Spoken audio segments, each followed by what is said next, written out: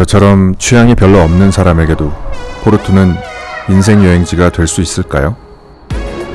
저는 저만의 사소하지만 특별한 취향이 거의 없습니다. 하지만 늘 취향이 짙은 사람들을 동경했죠. 때문에 여러 방면에서 남들의 취향을 베끼고 훔치곤 했어요. 근데 또 그게 굉장히 창피하게 느껴져서 그것들이 마치 본래 제 취향인 척 하려고 엄청 애를 쓰는, 주변에서 이따금씩 볼 수 있는 그런 유형의 사람이었습니다. 포르투에 온 것도 순전히 타인의 취향이 궁금했기 때문이에요.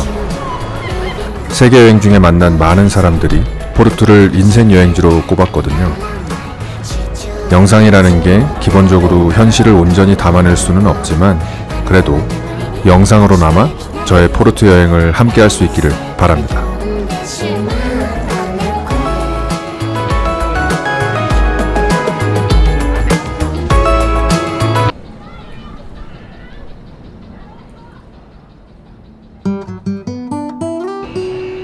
아줄레주, 작고 아름다운 돌이라는 뜻입니다. 여행할 당시에는 몰랐고요. 편집하면서 알게 된 겁니다. 바로 이 그림인데요.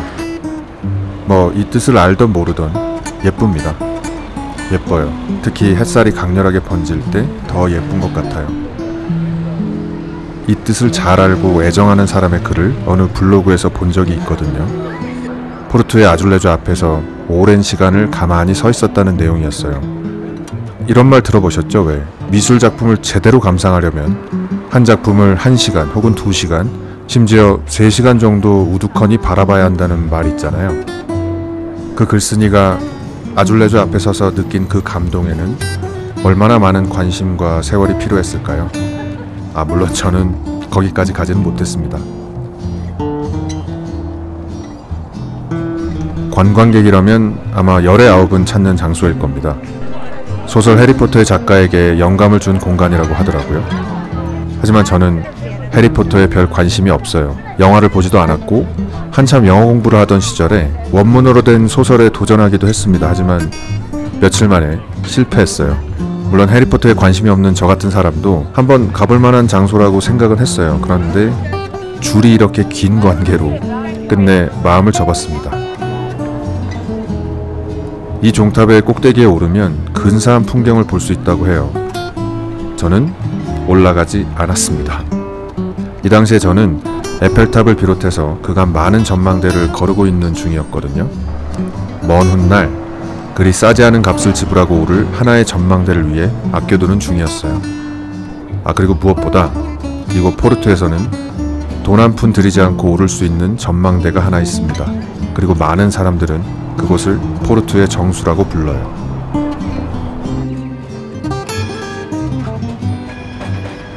이곳은 모루 정원으로 가는 길목에 있는 동 루이스 1세라는 이름의 다리입니다.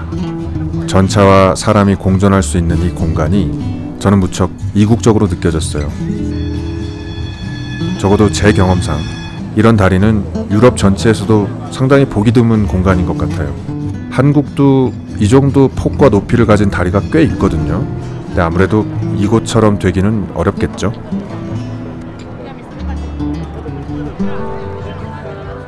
포르투의 정수, 모루 정원입니다. 많은 여행객들이 인생 여행지라는 타이틀을 걸어둔 장소가 바로 이곳이 아닐까 싶어요. 고백할 게 하나 있습니다. 저는 이 당시에 제 느낌을 제 촬영 실력과 글재간으로는 온전히 표현하기가 어려울 것 같아요. 이 당시 메모에도 그렇게 썼습니다. 이러면서 무슨 영상 작가를 하겠다고. 아직 멀었다 이놈아. 네, 굉장히 좀 안타까워요. 여러분께서 보시다시피 분명 사람들이 꽤 많았고 장소와는 별로 어울리지 않는 강한 비트의 음악이 시끄럽게 울려 퍼지고 있었거든요. 그럼에도 난잡하거나 정신이 없다는 생각이 들지 않았어요. 나른한 햇살이 풍경 위로 천천히 내려앉는 것처럼 모든 소리가 적당한 크기로 풍경 안에 스며드는 느낌이었거든요.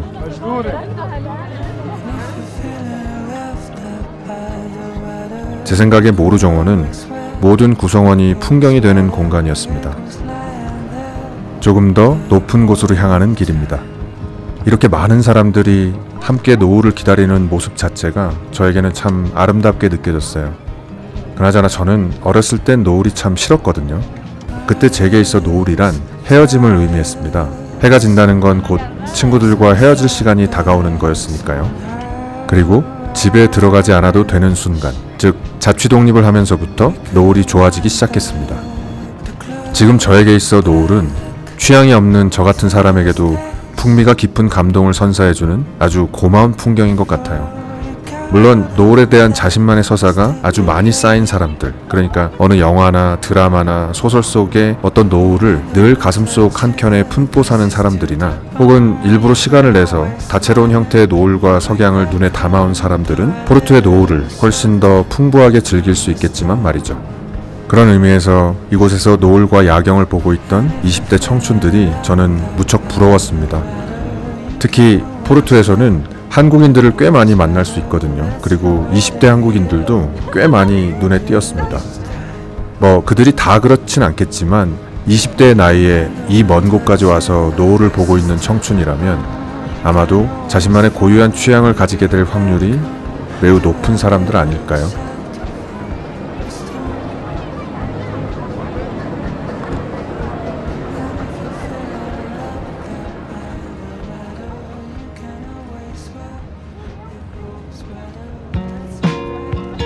다음날 어제 모루정원에서 바라보았던 히베리아 지구라는 곳에 왔습니다. 큰 대로변도 무척 예뻤고요. 그리고 이렇게 골목길도 참 아기자기한 맛이 있었어요. 문득 어느 건축가의 말이 떠올랐습니다. 보통 우리가 아름답다고 느끼는 도심의 풍경은 형태는 다른데 재료가 같은 건물들로 이루어진 풍경이라는 말이었거든요. 반면에 대한민국은 재료도 다르고 형태도 제각기 다른 건물들로 이루어져 있어서 유럽에 비해서 아름다운 느낌이 덜하다고 말했던 기억이 났습니다. 그리고 이 맞은편 빌라노바 지 가이아 지구에는 이름이 좀 어렵죠.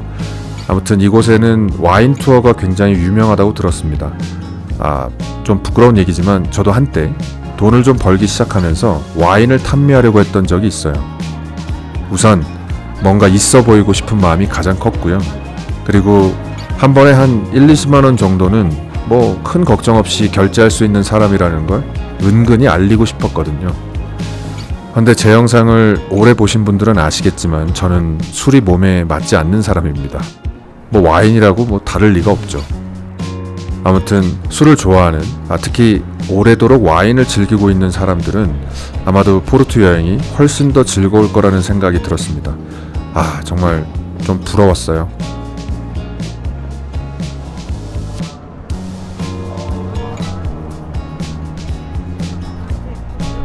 사실 제가 그간 거쳐온 유럽에 비해서 특별할 건 없었습니다. 다만 건물이 소박하고 예쁜 데다 햇살도 좋았고 무엇보다 제가 촬영을 부탁했던 현지인들이 흔쾌히 응해줘서 그 점이 참 좋았습니다. 현지인들의 그러한 성향은 제 여행에 무척 중요한 요소거든요. 그리고 저는 세계여행을 하는 도중에 길거리 공연을 웬만하면 잘 보지 않거든요. 혹 가끔 보더라도 촬영은 하지 않습니다. 돈 내야 되잖아요. 하지만 공연 자체가 재미있거나 뭔가 촬영할 만한 가치가 있다고 느껴질 땐 카메라를 듭니다. 근데 한 1-2분 정도를 본다고 했을 때 얼마 정도를 내는 게 적당한 금액일까요? 이건 정답이 없는 질문이기는 하지만 저는 이분한테 1유로를 드렸거든요. 당시 환율로 치면 1,400원 정도 됩니다. 참 저는 돈을 내면서도 뭔가 눈치가 보이더라고요.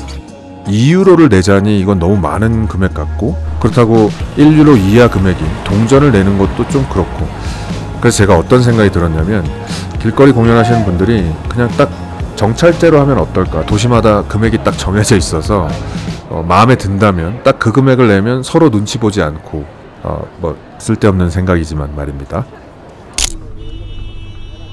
포르투 여행 마지막 날 저는 바다에 가고 있는 중입니다. 살면서 한 번도 대서양 바다를 본 적이 없기도 하고 원체 제가 바다를 좋아하는 사람이라 한번 가보는 겁니다. 저는 해안 도시에서 태어나고 자랐거든요. 바다를 가기 위해서 대단한 결심을 할 필요가 없는 그런 환경에서 자랐다는 얘기죠. 제 고향 친구들 중에는 그래서 바다가 싫다는 친구도 있는데 저는 반대로 그래서 바다를 좋아합니다. 바다에 가면 마음이 편안해지거든요. 하지만 그때는 제가 뇌가 없었던 시절이라 저는 바다에 관한 저만의 취향을 제대로 만들지 못했습니다. 취향이라는 게 계급적 성격을 띠기도 하잖아요. 그러니까 먹고 살기 빠듯한 환경에서 취향을 만들기는 무척 어렵잖아요. 하지만 저는 중산층 가정에서 자랐기 때문에 취향을 만들지 못한 건 순전히 제 책임입니다. 그냥 단순히 바다를 좋아하기만 했지 구체적으로 바다의 어떤 면을 좋아하는지, 어떤 형태의 파도가 마음을 휩쓸었는지, 어떤 계절, 어떤 시간에 갔을 때 마음이 세차게 간지러웠는지, 사람이 많을 때와 적을 때, 모래사장일 때와 자갈밭일 때, 상업시설이 많을 때와 적을 때 중 어느 때가 좋은지에 관한 제 취향을 저는 제대로 살피지 못했어요. 그저 남들의 시선에 비친 제 모습을 감추고 꾸미는데 여념이 없었습니다. 근데 뭐 취향이 없는 게 큰 문제가 되나? 그렇게 생각했던 시절도 있었거든요. 그리고 지금도 그게 모든 사람에게 문제가 된다고 생각하지는 않습니다. 하지만 저는 그저 좋은 걸로만은 만족이 안 되는 사람이더라고요. 어떤 것에도 충만함을 느끼지 못하는 제 삶이 저는 늘 마음에 들지 않았습니다. 저라는 사람을 설명할 수 있는 개념이나 관계는 시간이 지날수록 모두 희미해지거나 사라질 겁니다. 가족, 친구, 직업, 재산, 이미 사라진 것들도 있거든요. 전셋집, 조금 비싼 자동차와 옷, 신발, 등등요. 그때 제 자신을 지탱해줄 유일한 것이 아마도 취향이 아닐까 하는 생각이 들었어요. 저 참 피곤하게 살죠. 포르투는 제게 꼭 한 번 더 찾고 싶은 도시가 되었습니다. 분명 취향이 짙은 분들은 포르투를 훨씬 더 깊게 즐겼을 거예요. 저는 이 소박하고 아름다운 도시를 제대로 즐길 수 없는 사람이구나 싶어서 조금 서글펐습니다. 여건이 돼서 다시 찾을 수 있는 날이 오면 그때는 좀 더 깊고 짙은 취향을 가진 상태였으면 좋겠습니다. 노력해야죠 뭐. 끝까지 함께 해주셔서 늘 진심으로 고맙습니다.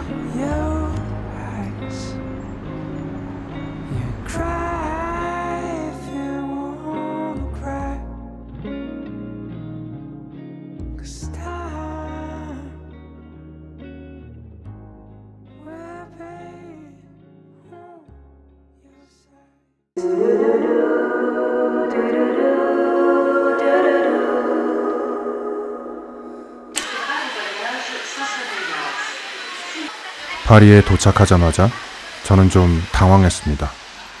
익숙한 냄새가 났기 때문이죠.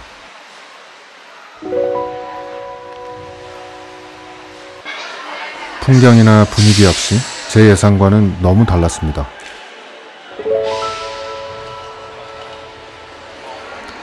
역 안은 그나마 좀 나았지만 지하철은 이게 뭘까? 원래 프랑스의 지하철은 이런가? 이렇게 낡고 더럽고 쾌쾌한 냄새가 나는 건가 싶었어요. 버스 정류장은 한술 더 떴습니다.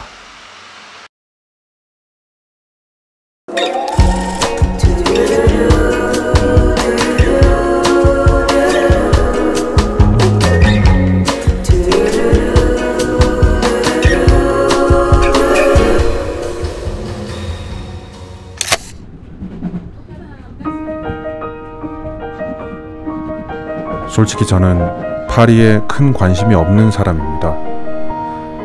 만약 세계여행을 하지 않았다면 파리에 올 일은 없었을 겁니다. 그런데 희한한 건 파리의 많은 장소들이 제 머릿속에 들어있었다는 점입니다.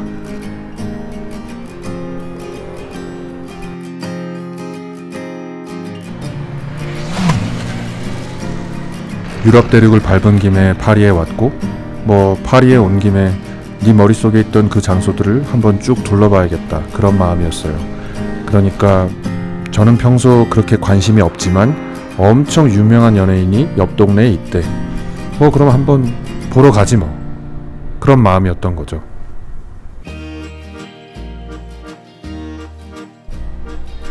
저는 파리 센강에 대해서 일종의 환상을 가지고 있었어요. 영화 라라랜드에서 여주인공이 오디션장에서 부르는 노래에 파리 생강이 등장합니다. 저는 그때 파리 생강은 뭔가 굉장히 낭만적이고 아름답게 처연한 느낌일 거라고 생각했어요.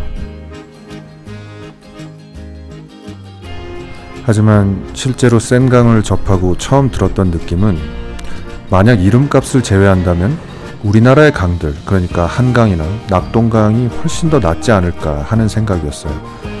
우선 냄새부터 정말 대단합니다. 굳이 손을 담궈서 맛을 보지 않더라도 생강의 수질을 짐작할 수 있는 냄새였어요.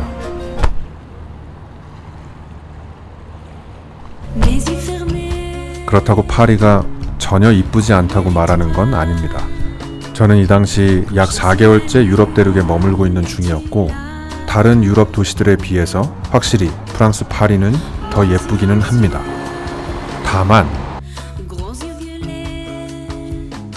그러니까 저는 엄청 예쁘다고 얘기를 들은 것 치고는 그렇게 예쁜 것 같지는 않다라는 생각이었는데 한번 보시죠.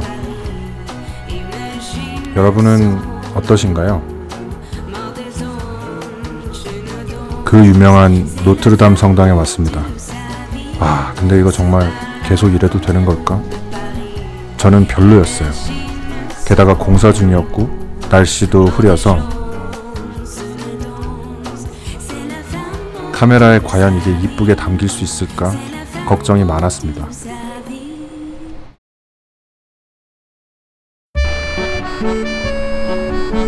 몽마르트 언덕으로 향하는 길입니다.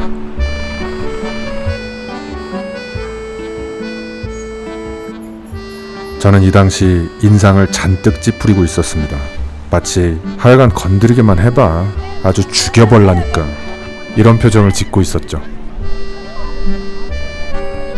효과가 있었던 걸까요?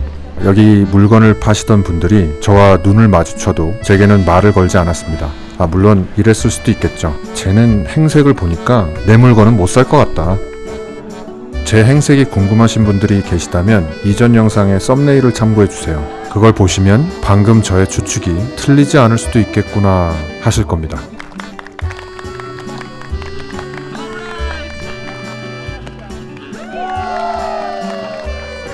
날씨가 화창한 어느 봄날이나 여름 한때에 왔다면 훨씬 예쁘지 않았을까 싶은 풍경이었습니다. 이곳 테르트르 광장을 지나다가 우연히 매력적인 사람들을 만났습니다. 제 키가 175cm인데요. 5cm만 더 컸으면 어땠을까? 내 인생이 바뀌지 않았을까? 그런 생각들을 많이 하곤 했어요. 이 친구들 외모를 보면 잘생겼다, 예쁘다 이렇게 말할 수는 없을 것 같아요. 물론 외모는 다 상대적인 거지만, 그런데 이 친구들의 기럭지를 보면 와, 정말 외모도 중요하지만 기럭지가 참 중요하구나 하는 생각이 들었어요. 무척 부러웠습니다. 그리고 촬영에 협조적인 걸 넘어서서 굉장히 적극적으로 임해줘서 저로서는 굉장히 즐거운 순간이었습니다. 최근에 찐이라는 말이 유행하잖아요. 그 말은 참 다양한 맥락에서 여러 가지 의미로 사용되고 있지만 공통적으로 다음의 전제가 깔려있지 않나 싶어요. 하지만 때로는 가짜가 진짜보다 예쁠 때가 있습니다. 진짜입니다. 찐이에요. 바로 이곳입니다.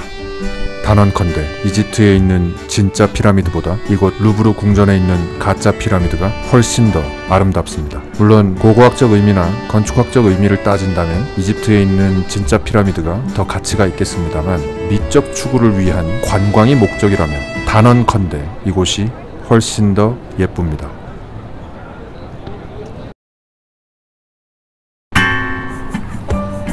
저는 늦은 나이에 대학에 들어간 이후부터 책을 꽤 많이 읽었습니다. 하지만 늦은 나이에 책을 접해서 그런지 저에게 독서는 여전히 쾌락보다는 의무의 성격이 짙습니다. 저는 말을 잘하고 글을 잘 쓰는 사람이 되고 싶은데 책을 읽지 않으면 한 토막에 말을 하는 것도 한 줄에 글을 쓰는 것도 모두 어렵더라고요.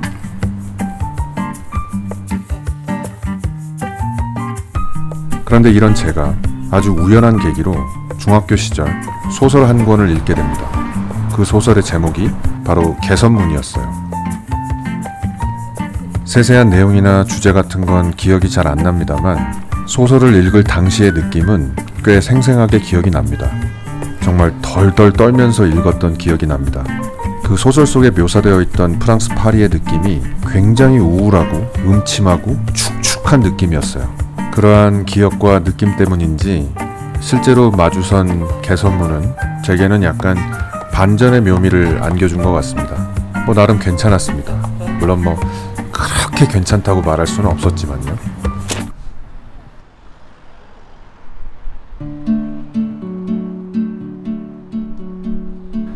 에펠탑에 왔습니다. 프랑스 파리의 본진이라고 할 수 있겠죠. 제 아무리 에펠탑에 관심이 없는 사람이라도 만약 처음 파리에 오는 거라면 에펠탑을 피할 수는 없지 않을까 싶습니다. 그런데 참 아쉬웠던 건 날씨와 계절이었어요. 겨울날의 햇살과 봄, 여름날의 햇살은 그 느낌이 무척 다르잖아요. 제 생각에 에펠탑은 그 자체로 예쁘다기보다는 푸릇푸릇한 녹지와 강렬하게 번지는 햇살과 함께 있을 때 더욱더 진가를 발휘하는 것 같아요. 그래서 그런지 에펠탑은 멀리서 볼 때 굉장히 아름답게 보이는 것 같습니다. 이렇게 가까이서 보면 그냥 예쁜 고철 덩어리예요. 물론 제 느낌이 그렇다는 얘기입니다. 아쉬웠던 건 이렇게 펜스가 둘러져 있어서 녹지에 진입할 수 없었다는 점입니다. 만약에 이 녹지 위에서 에펠탑을 담을 수 있었다면 훨씬 더 아름답게 제 카메라에 담을 수 있지 않았을까 싶어요. 그 점이 무척 아쉽습니다. 그리고 겨울에 오지 마세요, 여러분. 봄이나 여름에 올 것을 강력하게 추천합니다.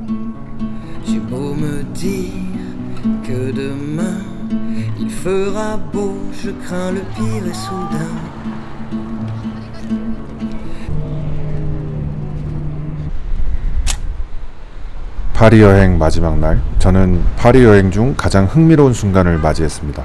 영상 초반에도 말씀드렸던 것처럼 저는 프랑스 파리에 그닥 관심이 없었습니다. 헌데 대학에 다닐 때 저는 처음으로 프랑스 혁명에 관한 역사를 접하게 됐고 그때 꽤 흥미로웠던 기억이 납니다. 해서 프랑스에 온 김에 프랑스 혁명의 도화선이 되었다고 알려진 곳 바스티유 광장에 가기로 했습니다. 제가 머물렀던 숙소가 중심부랑 좀 멀리 떨어진 탓에 바스티유 광장까지 가려면 버스를 2번, 지하철을 2번 타야 했거든요. 그런데 이날 지하철이 파업으로 인해 운행을 중단했더라고요. 숙소를 나서기 전에는 몰랐습니다. 그리고 지하철뿐만 아니라 다른 많은 직종에서 파업이 일어난 탓에 이렇게 길거리에 쓰레기가 쌓여있는 모습을 심심치 않게 볼 수 있었어요. 아무튼 제가 만약에 단기 여행자였다면 아마 택시를 타고 갔겠지만 저는 걸어갔습니다. 약 한 1시간 좀 넘게 걸렸던 것 같아요. 그러다가 우연히 경찰과 대화를 나누게 되었는데 이날 바스티유 광장에서 연금개혁 시위가 있다는 얘기를 듣습니다. 저는 굉장히 설레이기 시작했어요. 프랑스 혁명의 나라에서 프랑스 시민들의 시위 현장을 목격할 수 있다니, 정말 실패하면 반역, 프랑스 하면 혁명 아닙니까? 죄송합니다.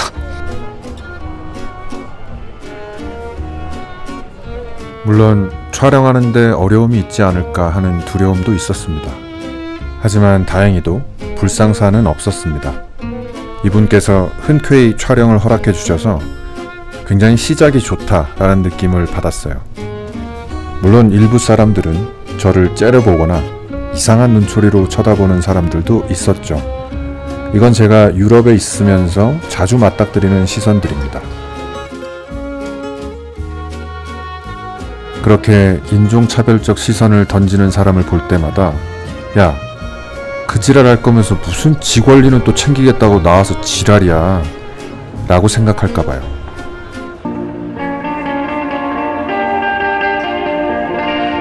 참 어려운 일인 것 같습니다. 메신저와 메시지를 명확하게 분리해낸다는 게.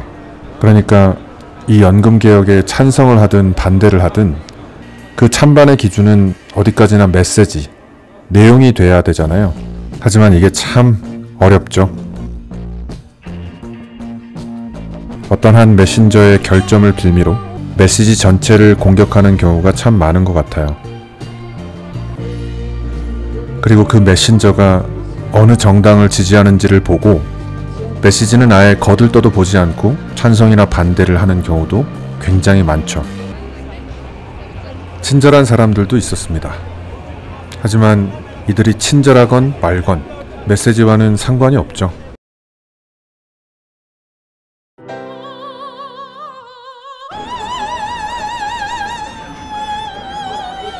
저는 그저 이들의 시위를 보면서 자연스럽게 대한민국의 국민연금이 떠올랐을 뿐입니다. 저는 개인적으로 국민연금에 가망이 없다고 생각합니다. 이대로 가면 지금처럼 출산율이 바닥을 치고 저보다 나이가 많은 세대들과 40대인 저희 세대들이 어떤 식으로든 양보하지 않는다면 말이죠. 사실 프랑스는 출산율도 높은 편이고 재정 상태도 연금에 하나는 우리보다 낫지 않나 하는 생각이 들었어요. 그러니까 정작 급한 건 대한민국이 아닌가 싶은 거죠.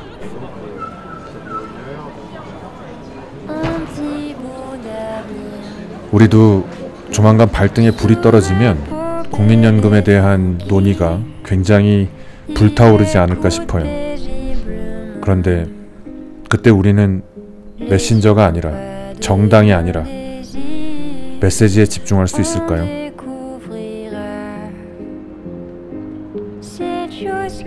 아무튼 저의 프랑스 여행은 반전의 연속이었던 것 같아요. 굉장히 예쁠 줄 알았는데 생각보다는 예쁘지 않았고, 소매치기나 각종 경범죄들이 판을 친다고 얘기를 들었지만 저는 다행히 그런 일을 겪지 않았습니다. 물론 저의 이런 개인적인 경험을 일반화시킬 수는 없겠지만 말이죠. 참, 마지막으로 한 번 더 강조하고 싶은 게 있어요. 제가 지금 이 영상을 편집하는 시기에 인도에서 만났던 한국 청년과 전화통화를 했는데, 지금 그 청년은 제가 이전에 갔었던 발칸 유럽을 여행하고 있습니다. 그 친구가 보내준 사진을 보니까 제가 겨울에 갔던 그곳과는 완전히 딴판이더라고요. 그래서 말인데, 저는 프랑스가 별로 이쁘지 않았지만 아마 겨울에 와서 그런 거 아닌가 싶어요. 그래서 여러분, 꼭 봄이나 여름에 오시기 바랍니다. 제 개인적인 생각입니다만 강력하게 추천드리는 바입니다.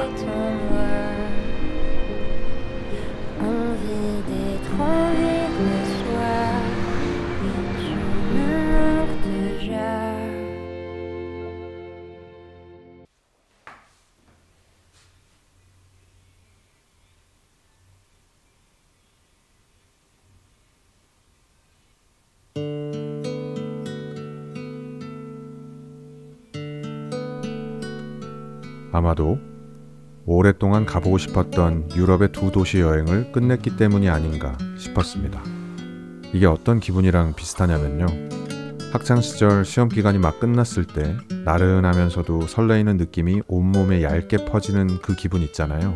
딱 그런 기분이었던 것 같아요. 해서 이곳에 올 때 촬영은 하지 않고 편집만 하면서 좀 쉬다 가자고 다짐했습니다. 그런데 따사로운 햇살과 살랑이는 기온 때문에 결국 카메라를 들지 않을 수가 없었습니다.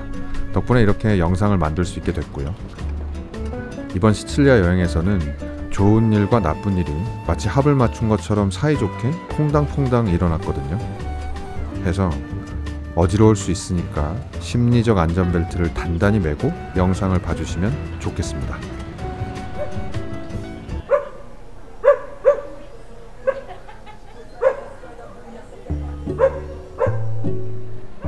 영상을 찍겠다는 사람이 끼니는 놓쳐도 햇살을 놓치기는 어렵죠. 보시는 것처럼 건물 자체는 굉장히 낡은 편이에요. 하지만 때로는 낡은 것들이 멋져 보일 때가 있잖아요. 지금 보이는 이곳 팔레르모 풍경이 딱 그랬습니다. 단순히 낡았다는 것 하나로는 멋스러운 맛을 내기는 어려운 것 같아요. 여기엔 햇살 한 다발이 반드시 필요하고, 또 열을 식혀줄 그늘 한쪽, 그리고 시원한 바람도 꼭 한 컵 있어야 하고요. 또 적정량의 청결이 반드시 한 스푼 들어가야 할 것 같습니다. 아참, 이렇게 멋스러운 풍경에 미세먼지 몇 방울을 떨어뜨리면 망하겠죠. 팔레르모 시내를 걸으면서 미세먼지 한 톨 묻어있지 않은 이곳의 햇살이 저는 무척 부러웠습니다. 그리고 사람들의 옷차림을 한번 보세요. 뭔가 통일된 느낌이 좀 덜하죠. 누구는 반팔도 입고 누구는 가을 혹은 겨울 점퍼를 입고. 이게 왜 그런 거냐면 햇볕 아래에 있으면 땀이 송글송글 맺힐 정도로 덥지만 그늘 아래로 가면 굉장히 서늘해지거든요. 개인적으로 제가 참 좋아하는 날씨입니다. 해가 떨어지기 시작할 무렵 이곳 어시장을 지나서 티레니아 해를 볼 수 있는 바닷가에도 와봤는데요. 저녁이 되면 꽤 추워져요. 사람들 옷차림만 봐도 알 수 있죠. 참, 저기 반팔 입은 사람 있잖아요. 제가 장담하는데 지금 꽤 추울 겁니다.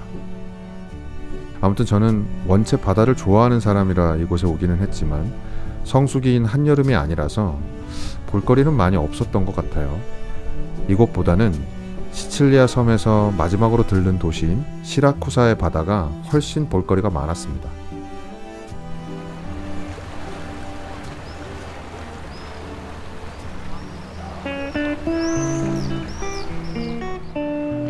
팔레르모를 감싸던 날씨와 기후가 그보다 조금 더 고풍스러운 풍경과 만나면 그 풍미가 배가 되거든요.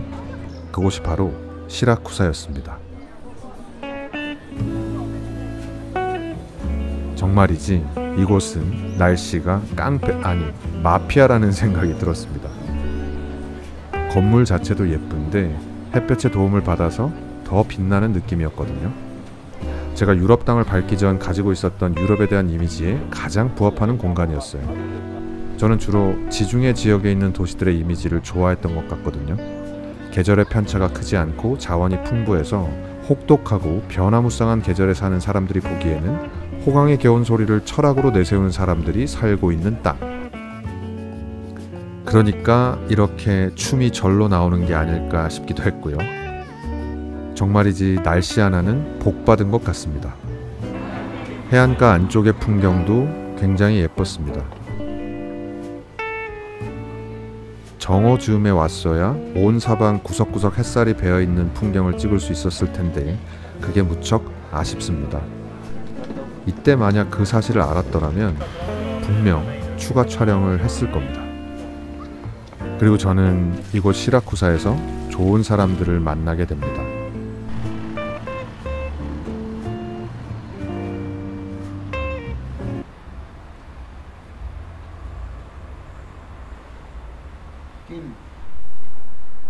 먼저 시라쿠사 숙소의 호스트입니다. 그는 참 배려가 많고 심성이 착한 사람이었어요. 그나저나 이탈리아에서는 하루에 5끼를 먹는 문화가 있다고 들었거든요. 근데 제가 보기에 호스트는 하루에 한 15끼 정도는 먹을 것 같았는데 실제로 하루 종일 숙소에 있으면서 지켜보니까 하루에 2끼밖에 안 먹더라고요. 양도 뭐 그렇게 많지 않았고요. 저한테 음식을 해주기도 했던 참 좋은 호스트였습니다. 그리고 호스트는 잘 때 코를 아주 심하게 골았어요. 옆방이 제 방까지 뻥 뚫린 듯 들렸는데 한 번은 소리가 멈추고 정막이 흐를 때가 있거든요. 이거 혹시 죽은 거 아니겠지? 저는 덜컥 겁이 나기도 했습니다. 그래서 아침에 만날 때마다 제가 잔소리를 좀 했어요. 병원에 가서 제발 치료를 좀 받아보라고요.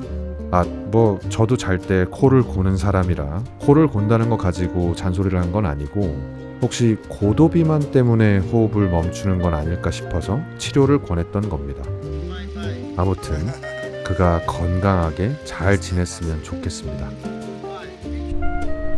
그리고 이 두 분, 아기 선생님과 파알 여사님, 팔레르모 숙소에서 만나서 많은 이야기를 나누었던 두 분을 시라쿠사에서 다시 만나게 됐습니다. 이름이 아기 그리고 파알이에요. 영국에서 온 노부부였습니다. 이 당시에 두 사람의 이름이 한국어 발음으로는 어떤 의미인지 제가 알려드리기도 했는데 이거 아직까지 기억하실지는 잘 모르겠습니다. 두 분 금술이 참 좋아 보이죠? 두 분은 제 부모님과 연세가 비슷하셨거든요. 저는 제 부모님이 서로 손을 잡고 거리를 걷는 모습이 이거 상상이 잘 안 됩니다. 아마 제 부모님 세대 대부분의 분들이 그러실 거라고 생각하는데 훗날 저희 세대가 노인이 됐을 땐 어떨까요? 그땐 조금 달라질까요? 아무튼 정말 이 두 분과 별의별 이야기를 다 했던 것 같아요. 두 분이 청춘이었던 시절에 마치 선물 같은 존재였던 비틀즈에 관한 이야기, 현재 두 분의 손자 손녀가 좋아하는 K-팝에 관한 이야기, 그리고 아기 할아버지가 거의 70년 가까이 서포트를 하고 있는 토트넘과 손흥민에 관한 이야기. 현재 기준으로 얼마 전에 대한민국의 나이 계산법이 바뀌었잖아요. 그때 제게 문자를 보내기도 했습니다. 손흥민이 1살 어려져서 기분이 무척 좋다고요. 아무튼 그들과 시라쿠사에서 이틀을 만났어요. 첫날에 헤어지면서 다음번에 촬영을 해도 되겠냐고 부탁을 했는데, 정작 다음번에 만났을 때 이야기에 푹 빠진 탓에 촬영을 많이 하지는 못했습니다. 이래서 무슨 유튜브를 할 수 있을까, 그런 자책도 좀 했고요. 저는 말하는 걸 무척 좋아하는 사람입니다. 그런데 말을 잘하는 사람이 말이 많으면 많은 사람들에게 박수를 받지만, 말을 잘 못하는 저 같은 사람이 말이 많으면 아시죠? 비극의 연속입니다. 불행하게도 저는 제가 말을 잘 못한다는 걸 너무 늦게 깨달았어요. 그래도 늦게나마 늘 사람들을 만나면 입을 닫고 귀를 열기 위해 안간힘을 써왔습니다.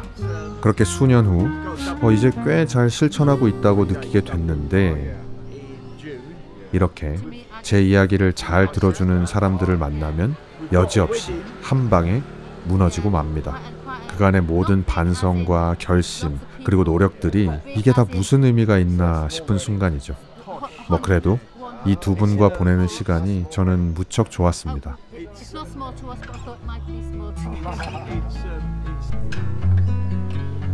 그리고 저는 여행을 하다 제 부모님 세대 분들을 만나면 늘 여쭤보는 게 하나 있습니다.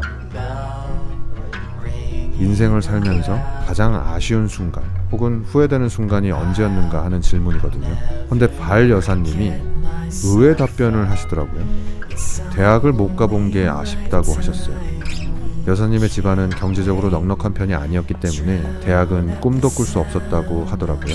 저는 아마도 예상 답변을 정해놓고 있었던 게 아닌가 싶었습니다. 제 머릿속에 들어있는 그 예상 답변에는 당연히 제 욕망이 스며들어 있을 테고요. 그런데 제게는 아무런 고민의 대상이 아니었던, 그러니까 대학의 이름이 간절했지 대학 가는 것 자체가 고민거리는 아니었기 때문에 저는 그 답변을 아마도 의외라고 생각했던 것 같아요.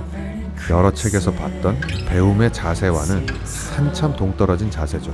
이건 제 고질병 중에 하나입니다. 사람의 어떤 측면에 관해서 간단하게 예상하고 판단하는 경우가 많았거든요.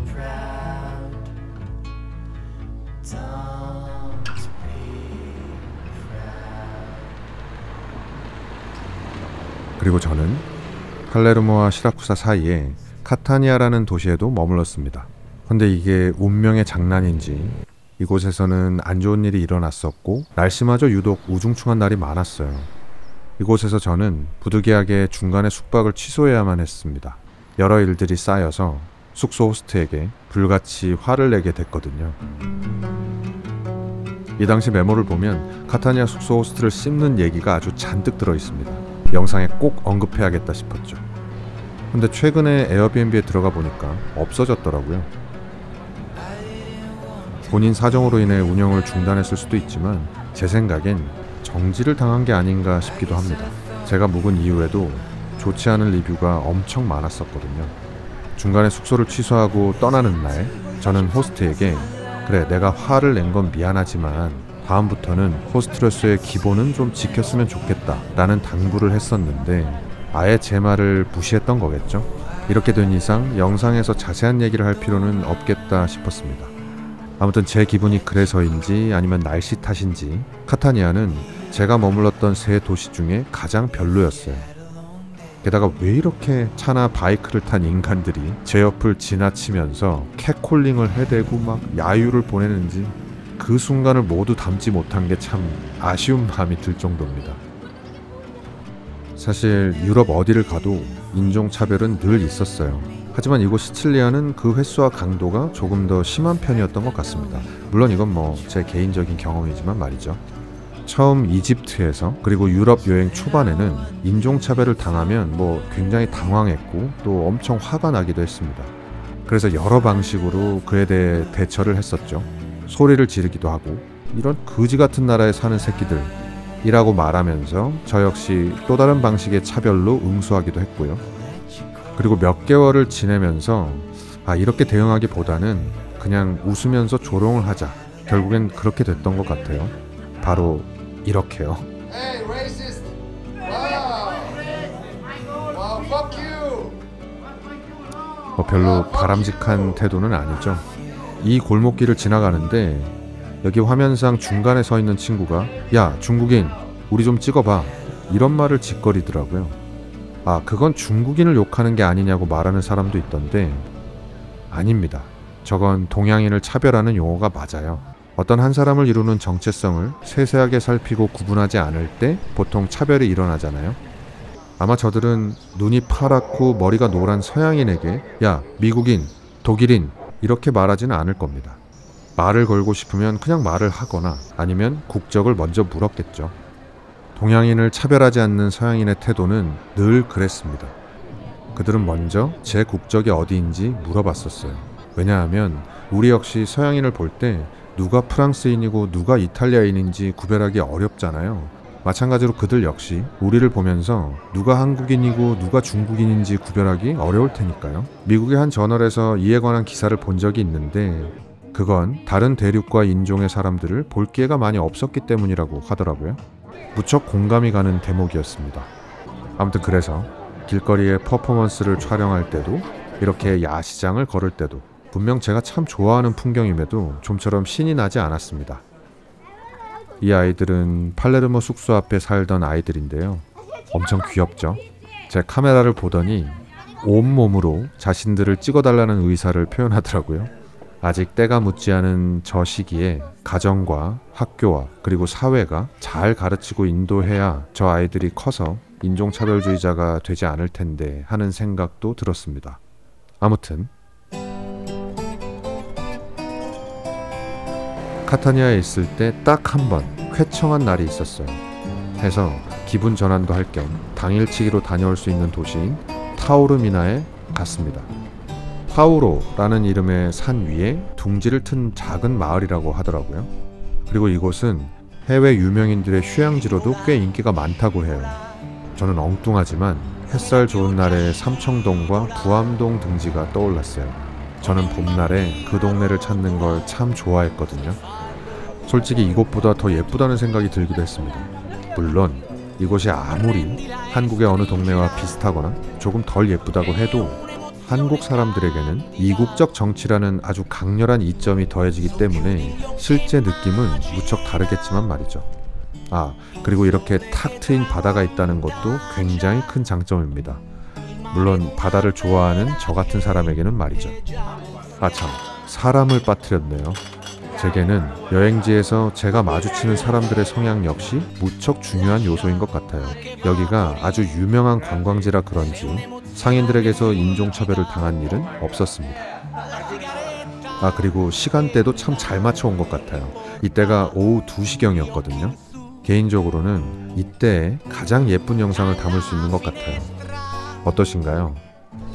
햇살 아래 풍경들이 참 예쁘지 않나요?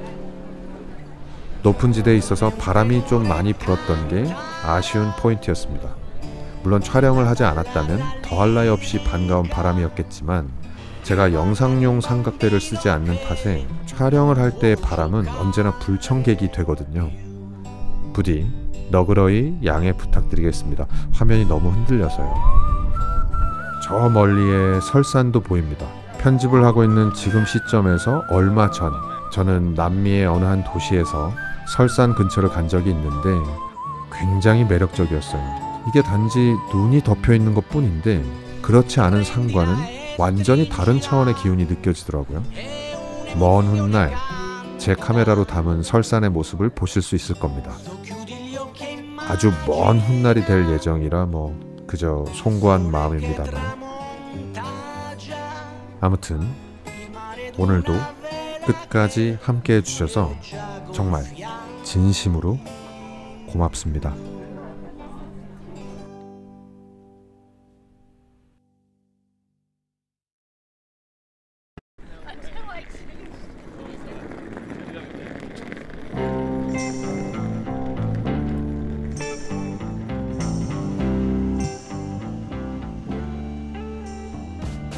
아주 오래전 저는 영화 노팅힐의 모든 대사를 정확히 100번 쉐도잉 했었습니다.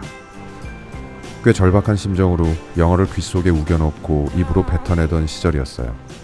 그래서 그렇게 100번 쉐도잉하고 나니 귀가 뚫리고 입이 트였냐고요? 그럴 리가요. 대신 그 시간들이 억울해서라도 살면서 한 번은 런던에 가봐야겠다는 열망만 늘어나게 되었습니다. 이번 영상은 저를 런던으로 이끌었던 두 편의 영화의 촬영지에 방문했던 이야기, 그리고 영화에 관한 짧은 이야기로 채워져 있습니다.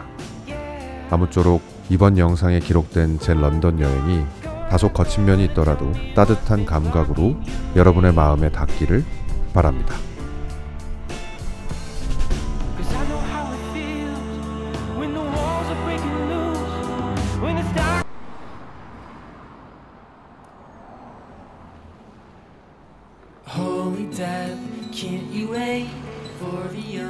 영화 어바웃 타임에도 나오기는 했지만 이곳 에비로드는 비틀즈 때문에 워낙 유명한 장소죠. 그들은 이 스튜디오에서 녹음을 했고 이 횡단보도에서 앨범 자켓을 촬영했었죠. 아마 그에 관해 잘 모르시는 분들은 이게 무슨 난리인가 싶을 겁니다. 저 역시 비틀즈의 노래를 무척 좋아하기는 하지만 그룹 자체에 큰 관심은 없거든요. 해서 그렇게 큰 감흥은 없었습니다. 다만 사람 구경하는 게 재밌었어요. 그러면서 이런 생각이 들었습니다. 살면서 최대한 많은 장소와 서사적 관계를 맺어야겠다는 생각이야.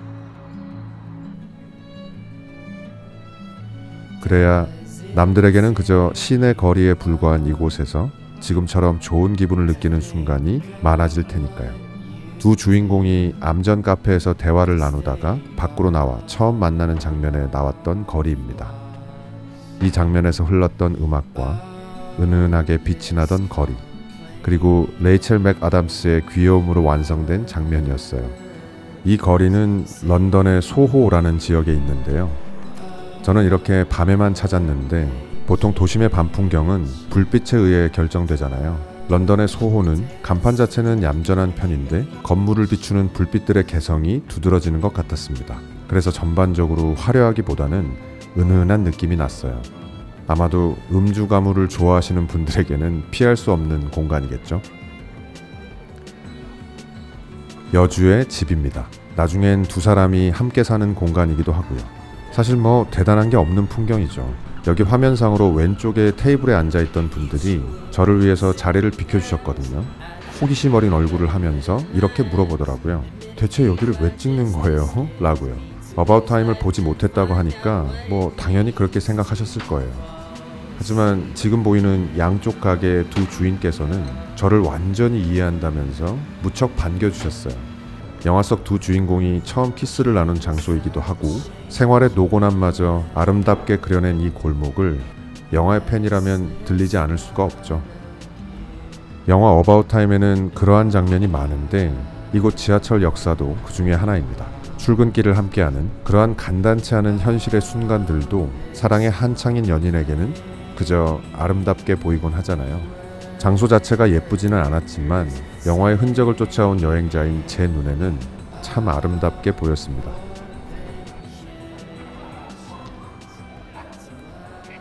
국립극장입니다. 이곳에서 남주는 예전에 고백했다가 2번이나 까였던 상대를 우연히 만나게 됩니다. 그런데 그녀는 느닷없이 만약 시간을 돌릴 수 있다면 너의 프로포즈를 거절하지 않았을 거라고 말합니다. 시간을 돌릴 수 있는 능력을 가진 남주에게 말이죠. 그런데 그 말을 듣는 순간 남주는 지금 현재 곁에 있는 여자친구를 얼마나 사랑하는지 벼락같이 깨닫게 됩니다. 그리고 곧장 달려가 자고 있는 여주를 깨워 프로포즈를 해요. 제가 참 좋아하는 장면 중 하나입니다.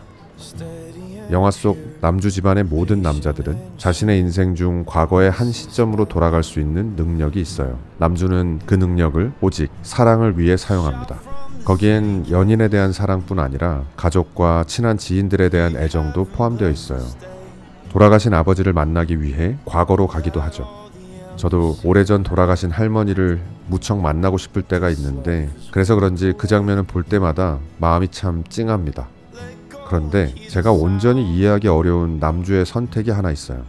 아버지가 돌아가신 후 둘째 아이가 태어나면서 이제 더는 과거로 돌아가 아버지를 만날 수 없게 되었다고 말하는 장면입니다. 아버지 또한 슬픔을 느끼면서도 기꺼이 그런 아들의 결정을 이해하고 받아들입니다. 자신 또한 자식이 태어나기 이전으로 돌아가면 암을 고칠 수 있음에도 돌아가지 않았거든요. 저는 늘 내 자식은 어떨까 하는 궁금함이 있었습니다. 나처럼 말썽을 많이 피우겠지? 뭐 그래도 가끔씩은 예쁜 짓도 하지 않을까? 뭐 이런 생각들을 많이 하곤 했어요. 그리고 가장 궁금했던 부분, 내 자식에게는 내 모든 걸 다 줘도 아깝지 않다는 생각이 나 또한 들겠지? 처자식이 없는 제게 있어 그러한 마음은 현실 바깥에 존재하는 마음입니다.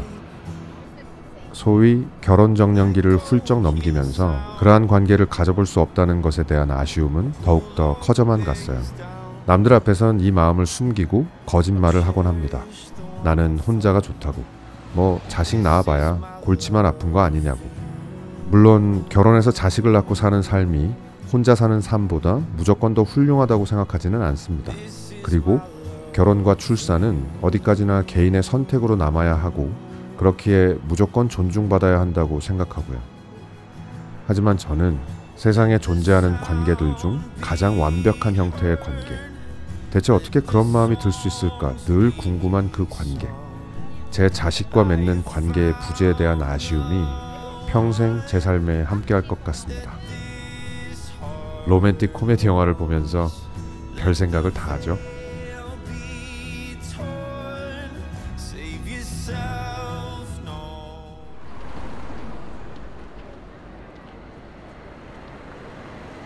영화 노팅힐. 저를 이곳 런던으로 이끈 1등 공신입니다. 그런데 노팅힐 촬영지를 둘러보기 전에 영화에 관한 이야기를 먼저 해야 할 것 같아요. 영화 노팅힐과 관련된 이야기이기도 하거든요. 저는 노팅힐을 안 본 지 10년이 넘었습니다. 솔직히 질려버렸거든요. 22살에 처음 노팅힐을 봤을 땐 연애세포가 넘쳐흘러서 지구를 뚫고 나가던 시절이라 영화에 흠뻑 빠졌었습니다. 하지만 훗날 꽤 늦은 나이에 저는 느닷없이 영어로 듣고 말하는 능력을 길러야 했어요. 그래서 닥치는 대로 뭐든 해야 하는 상황이었습니다. 그래서 택한 게 영어 쉐도잉이었어요. 만약에 어바웃 타임의 남자 주인공처럼 쉐도잉을 시작하기 전 시점으로 돌아갈 수만 있다면 저는 다른 방식으로 영어를 공부할 것 같습니다. 물론 공부 방법에 정답이야 없겠지만, 그리고 영어 회화를 처음 시작할 때보다는 잘하는 지금 시점에 돌이켜보면 저와는 맞지 않는 방법이었던 것 같거든요. 만약 지금의 저라면 저에 관한 이야기로 영어 공부를 시작할 것 같습니다. 우선 저의 신체, 마음, 기분, 선호하는 것들, 싫어하는 것들 등등 이런 것들로 시작해서 제 가족의 모든 것들, 친구와 지인의 모든 것들에 대해 말할 수 있는 영어를 찾고 들어보고 말해보고 그걸 틈나는 대로 반복하는 식으로 영어를 공부할 것 같아요. 쉐도잉이 도움이 전혀 안 된 건 아니지만, 또한 영화 속 모든 대사들은 언젠가는 모두 알아들어야 할 문장들이기는 하지만 당장 하고 싶은 말들과 동떨어진 문장들이 많아서 재미가 없었어요. 그리고 잘 안 되는 어떤 한 문장을 3시간 동안 반복하는 건 지금 생각해도 매우 비효율적이라는 생각이 들고요. 근데 또 재미는 없는데 욕심은 무지하게 많아서 당시 수준으로는 당연히 척척 알아둘 수 없는 그런 문장들 앞에서 매번 좌절을 거듭했습니다. 지금 생각하면 너무 아까운 시간들인 것 같아요. 꾸준히 하다 보면 서서히 들리게 될 걸 뻔히 알면서 말이죠. 몰랐을까요? 아무튼 그렇게 여러 색의 사연이 묻어있는 영화 노팅힐의 촬영지에 드디어 오게 되었습니다. 바로 본진으로 진입합니다. 사실 제가 가장 보고 싶었던 공간이에요. 영화 노팅힐의 주 배경이 되는 곳이죠. 이름도 노팅힐 서점이었지만 현재는 기념품 가게로 운영되고 있더라고요. 이틀 전에 카메라 없이 촬영 허락을 구하기 위해 방문했을 때 실은 굳이 내부까지 찍을 필요가 있을까 싶었을 정도로 예전 느낌은 전혀 남아있지 않았습니다. 무척 아쉬웠죠. 요일과 시간을 잘못 맞춘 탓에 영화 속 길게 늘어서 있던 노점상의 행렬 또한 촬영하지 못했습니다. 여러분께서는 꼭 장이 열리는 토요일에 방문하시길 바랍니다. 카메라 없이 사전 방문했을 때가 토요일 낮 시간이었고 그땐 이런 풍경을 볼 수 있었습니다. 주변 가게들은 모두 바뀌었는데 남주집의 파란 대문은 그대로 있었습니다. 이곳은 서점과도 가까이 있어요. 역시 주말과는 다르게 평일에는 사람이 많이 없었습니다. 영화의 힘, 그리고 서사의 힘은 정말 대단한 것 같아요. 이렇게 별 볼 일 없는 문 한 짝에 저뿐 아니라 많은 이들의 마음을 흔들고 있으니 말이죠. 남주의 여동생 생일 파티에 여주를 초대해 의미 있는 시간을 보냈던 공간입니다. 제가 영화 노팅힐에서 가장 좋아하는 장면들이에요. 저는 일상에서는 가급적 현실을 직시하는 걸 선호하는 편입니다. 하지만 대중예술에 관해서는 현실에 발을 붙이고 있으면서도 어딘가 비현실적인 이야기를 잘 담아내는 영화를 좋아합니다. 세계적인 탑스타가 제 동생의 생일 파티에 참석한다는 건 무척 비현실적인 일이지만 그 파티에서 주고받은 고백들이 빚어낸 분위기는 제법 현실적인 아름다움을 그려내고 있거든요. 그리고 집을 나와서 두 주인공은 공원에 담을 넘습니다. 바로 이 공원이에요. 실제로도 친구의 집과 매우 가까이 있었고요. 영화 속 장면을 한번 보고 싶어 오기는 했지만 제가 담을 넘을 수는 없는 노릇이어서 이렇게 카메라를 문에 가까이 붙여서 촬영을 해봤습니다. 한번 들어가 봤으면 참 좋았을 텐데 아쉬웠어요. 여주가 묵었던 호텔입니다. 외부 풍경은 영화에서는 잠깐 등장합니다만 그래도 한번 와봤습니다. 앞서 나왔던 버킹엄 궁전과 가까운 곳에 있기 때문에 혹 노팅힐의 팬이시라면 한번 들러보셔도 좋을 것 같아요.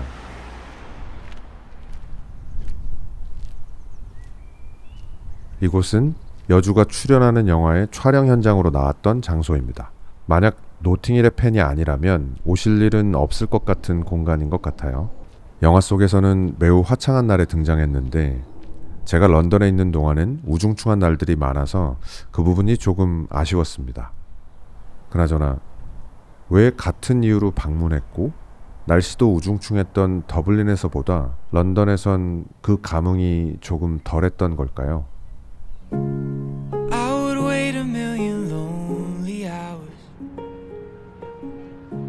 쉐도잉을 했던 탓에 노팅힐을 안 본 지가 오래되어 그런 것도 있겠지만 여기에는 또 하나의 이유가 더 있는 것 같아요. 사실 대부분의 사람들이 로맨틱 코미디를 좋아하는 이유에는 크든 작든 어떤 기대 때문인 것 같거든요. 나에게도 저런 일이 일어날지도 모른다는 그런 기대 말이죠. 하지만 저는 연애를 못한 지 딱 10년이 되었습니다.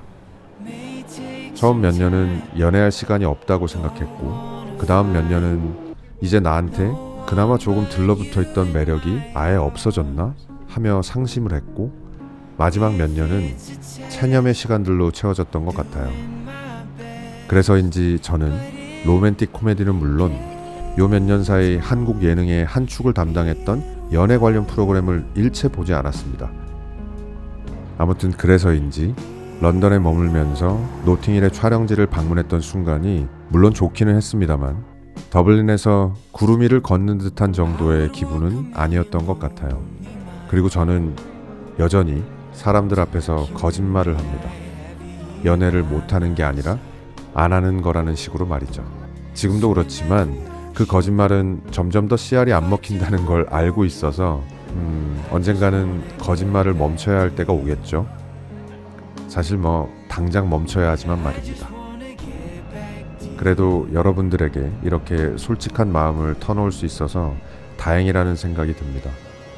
언젠가 제게 기적 같은 사람이 나타나 사랑을 시작하게 된다면 그 사람의 얼굴을 공개하지는 않겠지만 여러분에게는 꼭 말씀드릴게요. 저한테 응원의 메시지는 보내지 마시고요.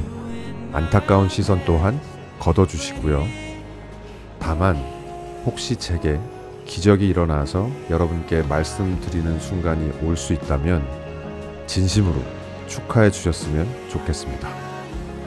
끝까지 늘 함께 해주셔서 진심으로 고맙습니다.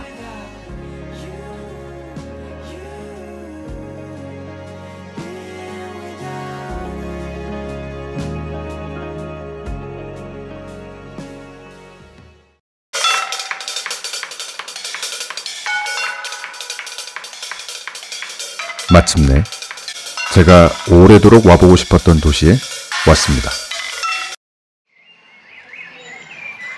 I still dream about you every night.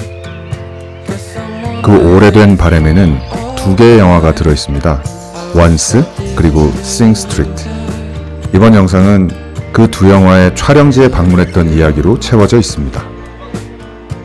만약에 그 두 영화를 보지 않고 이번 영상을 보신다면 아니 이 친구는 여기가 뭐가 좋다고 저렇게 난리일까? 그런 마음이 드실 수도 있어요. 그래서 부탁을 하나 드리고 싶어요. 혹시 그 두 영화를 보지 않으셨다면 잠시 이 영상을 끄고 그 두 영화를 보고 난 다음 다시 찾아주시면 정말 좋을 것 같습니다. 혹 여력이 안 되시면 원스라는 영화 하나만 보셔도 좋고요. 분명 후회하지 않을 겁니다. 솔직히 조회수도 무척 중요하지만 여러분들이 제 영상을 좋아해 주시는 게 제게는 훨씬 더 중요하거든요. 부디 이번 영상이 그 두 영화를 추억하는데 조금이나마 기여했으면 좋겠습니다.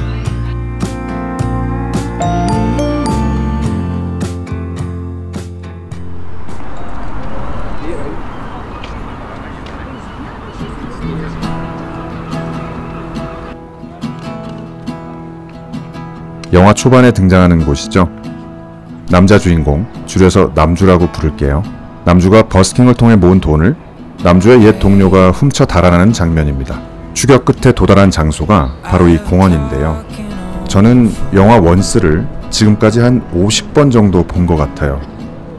처음 봤을 때는 이 공원이 눈에 들어오지 않았지만 시청을 거듭할수록 영화 속 모든 장소에 애정이 생기더라고요. 보시다시피 그저 평범한 공원입니다. 하지만 저는 너무너무 좋았습니다. 우와, 내가 드디어 이곳에 오다니.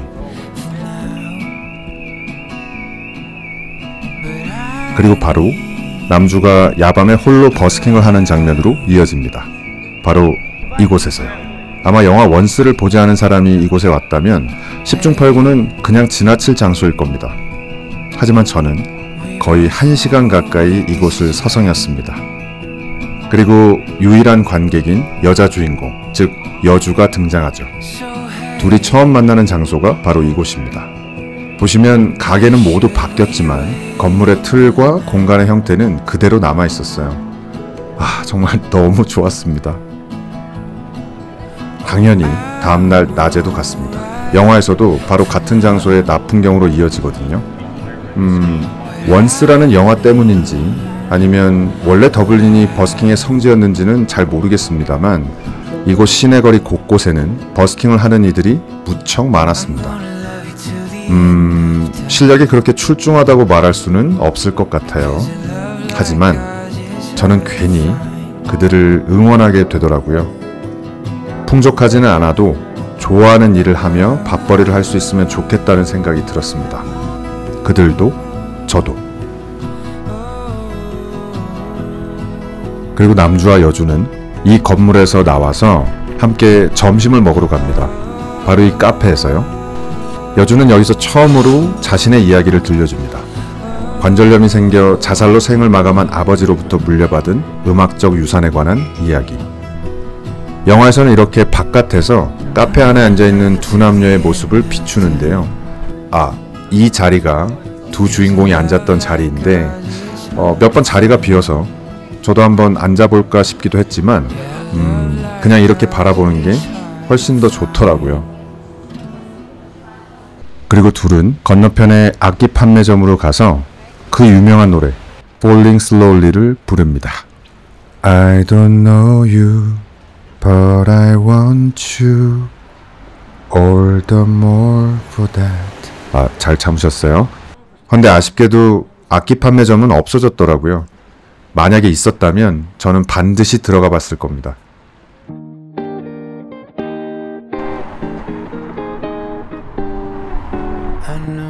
이곳 기억나시죠? 남주의 가게이자 집입니다. 와, 저는 이곳에 도착했을 때 기분이 날아갈 것 같았어요. 여러분 왜 어릴 적 살던 곳에 한 번씩 찾아가 볼 때가 있잖아요. 그런데 그곳이 변한 게 거의 없을 때 느껴지는 그 아련하면서도 포근한 그 기분, 뭔지 아시죠? 제가 이곳에 왔을 때 딱 그런 기분이었어요. 간판의 모양, 적혀있는 전화번호, 심지어 저 빨간색 글씨의 팻말까지 영화 속 장면과 똑같습니다. 저는 무작정 들어가서 주인께 이런저런 사정을 설명했더니 일말의 고민도 하지 않고 흔쾌히 촬영을 허락해 주었습니다. 아마도 그간 저와 같은 사람들이 꽤 많이 찾아왔었겠죠. 영화 속에서 남주는 이곳에 여주를 데려옵니다. 만난 지 얼마 되지 않았지만 남주는 여주에게 좋은 감정이 생긴 것 같아요. 사실 누군가를 좋아하는데 걸리는 시간은 무척 짧은 경우가 많잖아요. 그런데 문제는 여주 또한 자신과 같은 마음일 거라는 착각을 하는 데 있죠. 이런저런 대화 중에 남주는 여주에게 자고 가라고 말합니다. 여주는 fuck this 라고 말한 후에 바로 자리를 떠나버리죠. 이 장면은 정말 볼 때마다 제 얼굴이 다 화끈거립니다. 왜냐하면 저도 20대 초반에 그랬던 순간이 있었거든요. 그리고 여주 또한 남주를 자신의 집에 초대합니다. 바로 이곳입니다. 여기서 둘은 조금 더 깊은 이야기를 나누게 됩니다. 바로 여주의 가족과 남편에 대한 이야기. 이곳도 그냥 일반적인 주택가임에도 불구하고 정말 기분이 너무 좋았어요. 한 30분 정도 서성이면서 촬영도 하고 또 영화 속 장면도 떠올려 보고 그랬던 것 같습니다.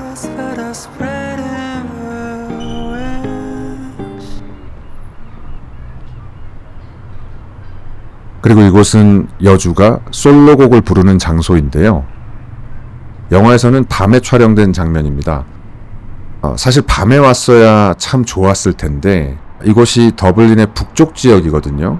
근데 이 북쪽 지역이 치안이 굉장히 안 좋다고 하더라고요. 실제로 낮인데도 한 두세 무리 정도가 저한테 와서 괜히 시비를 걸고 막 그러더라고요. 아무튼 저도 모르게 자꾸만 여주가 불렀던 노래를 흥얼거리게 되더라고요. 조금만 참아주세요, 여러분.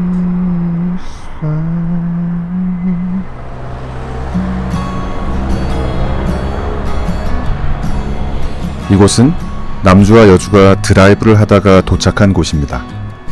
이곳은 영화를 꼭 보지 않았더라도 꽤 근사하게 느낄 만한 곳인 것 같아요. 여주가 처음으로 남편에 대한 자신의 생각과 감정을 얘기하는 공간이기도 합니다.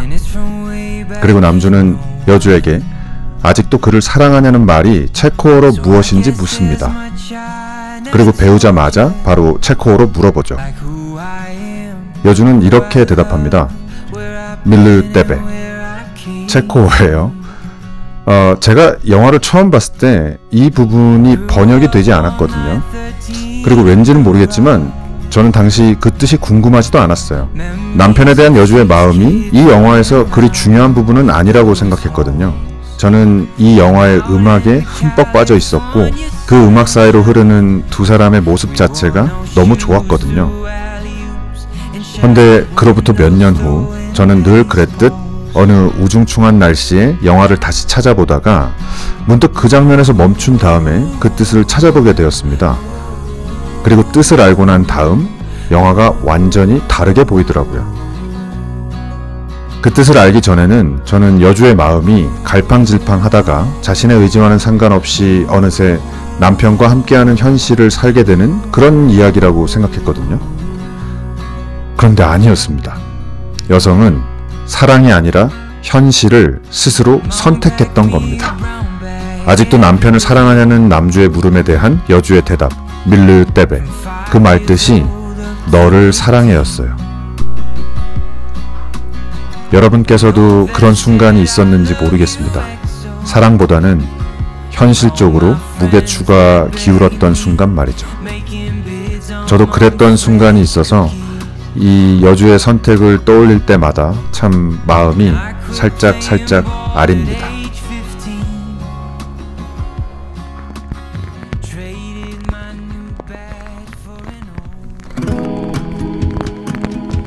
남주와 여주 그리고 남주가 섭외한 밴드는 며칠 밤낮을 보내며 함께 녹음을 합니다. 그리고 마지막에 차량 스피커로 음질 테스트를 할 겸 다 함께 차를 타고 바다로 향하는데요.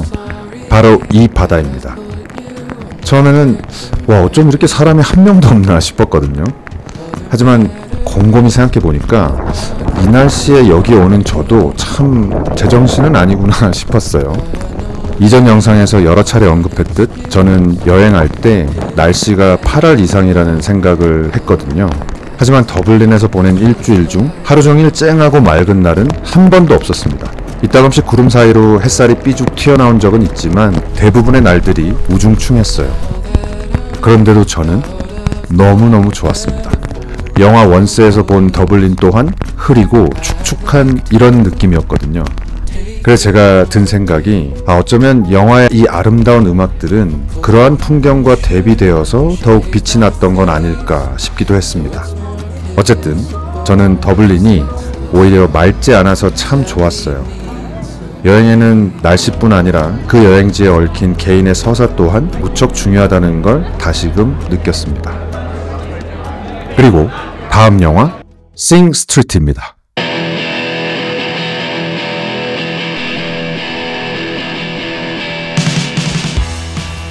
여러분께서도 자신만의 길티 플레저가 있나요? 혼자서 무척 재밌게 즐기고 있지만 남들에게 말하기는 좀 남새스러운 그런 취향 말이죠. 제게는 싱 스트리트가 그 길티 플레저 중 하나입니다. 영화의 노래도 좋고 가사도 스토리도 참 좋았는데 객관적으로 보면 조금 유치한 측면이 많이 있거든요. 남들 앞에선 꽁꽁 감추고 있는 제 안의 어린아이를 이 영화는 늘 일깨워주는 측면이 있거든요. 싱 스트리트란 이름의 학교, 영화의 주 배경이 되는 공간입니다.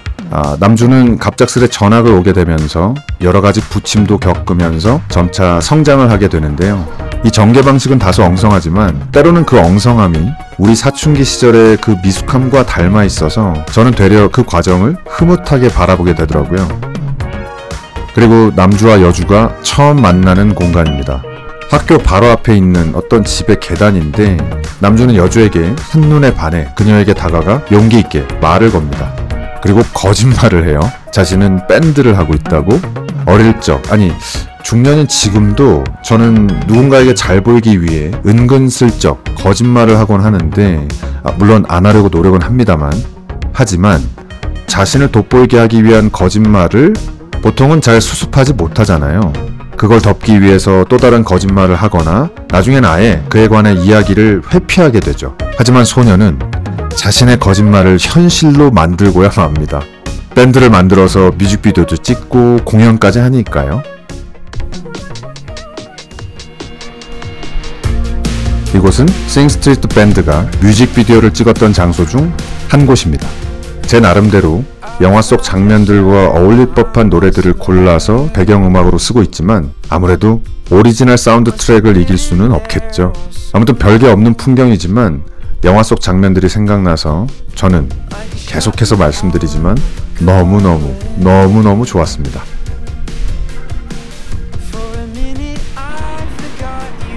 영화의 마지막 장면에 등장하는 곳입니다. 남주와 여주는 10대의 나이임에도 자신들의 삶을 스스로 개척하기 위해 매우 작은 배를 타고 영국으로 떠납니다. 사실 유치하기 짝이 없는 마지막 장면이지만 저는 볼 때마다 코끝이 찡해지더라고요. 성공할 가망이 거의 없는 이 두 사람의 항해에 저는 무조건 박수를 보내고 싶어집니다. 40이 훌쩍 넘은 지금 저는 제 생애 처음으로 그 누구의 욕망도 아닌 제 욕망을 발견하고 따라가는 중이에요. 누군가는 영화 속 두 주인공의 출발에 혀를 차면서 고개를 돌리듯 저의 새로운 출발을 조롱할지도 모르겠습니다. 저는 그게 여전히 신경이 쓰이지만 그래도 제 인생을 제가 원하는 방식으로 살기로 결심한 지금 조금은 후련해지는 측면도 있어요. 조금씩 제 영상을 봐주시는 분들이 늘어가는 이 과정이 저는 무척 즐겁고 행복합니다. 물론 구독자 수나 조회수가 객관적으로 높은 건 아니죠. 하지만 제가 첫 영상을 올리고 약 7개월 동안 구독자는 10명이 채 되지 않았고요. 그때까지 올린 약 10개의 동영상의 조회수의 합은 100회를 넘지 않았습니다. 그래서 지금의 조회수 하나하나가 제게는 기적같이 느껴져요. 부디 이 마음을 잃지 않았으면 좋겠고, 적어도 앞으로 오랫동안 잊지는 않을 것 같습니다. 늘 그렇듯 끝까지 함께 해주셔서 진심으로 고맙습니다.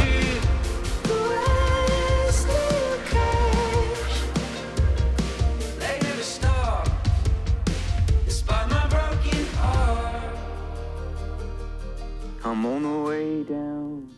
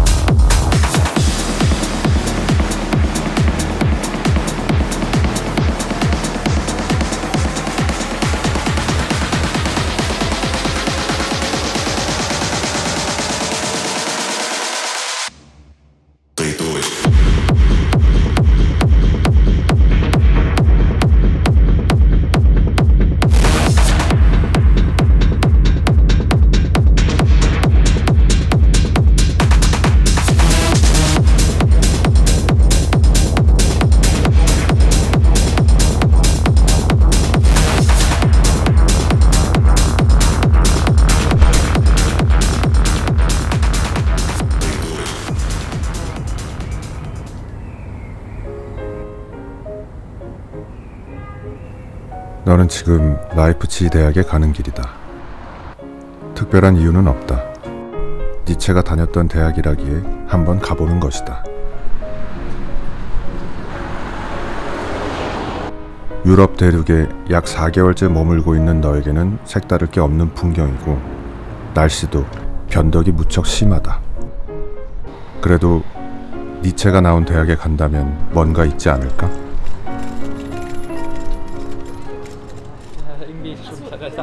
없다. 촬영 허락을 구하기 위해 행정실 직원을 만났을 때 그는 친절하게 너를 환대해 주었지만, 정작 라이프치히 대학 내 니체의 흔적에 대해서는 잘 몰랐다. 역시 유명인이 생활했던 공간을 찾는 건 너의 취향이 아니다. 너는 대중문화의 흔적을 쫓는 것, 이를테면 감명 깊게 본 영화나 드라마 속 촬영지를 찾는 걸 무척 좋아하지만, 학자나 예술가의 공간에 가는 데에는 별 관심이 없다. 그들의 책이나 그림을 보거나 음악을 듣는 것으로 충분하다고 생각한다. 그러니까 큰 기대는 하지 않았으니 실망할 것도 없다.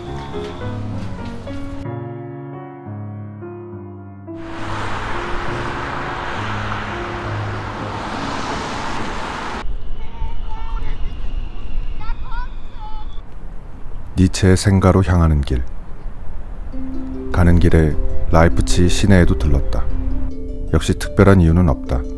그냥 여기까지 와서 시내 한번 안 보고 간다는 게 조금 아쉬웠다. 오스트리아에서 만난 독일 커플들 말대로 오스트리아 비엔나와 비슷한 느낌, 아니 되려 덜 화려한 느낌이었다. 그나저나 날씨가 참 희한하다. 이쪽 하늘은 맑은데 다른 쪽 하늘은 흐리다.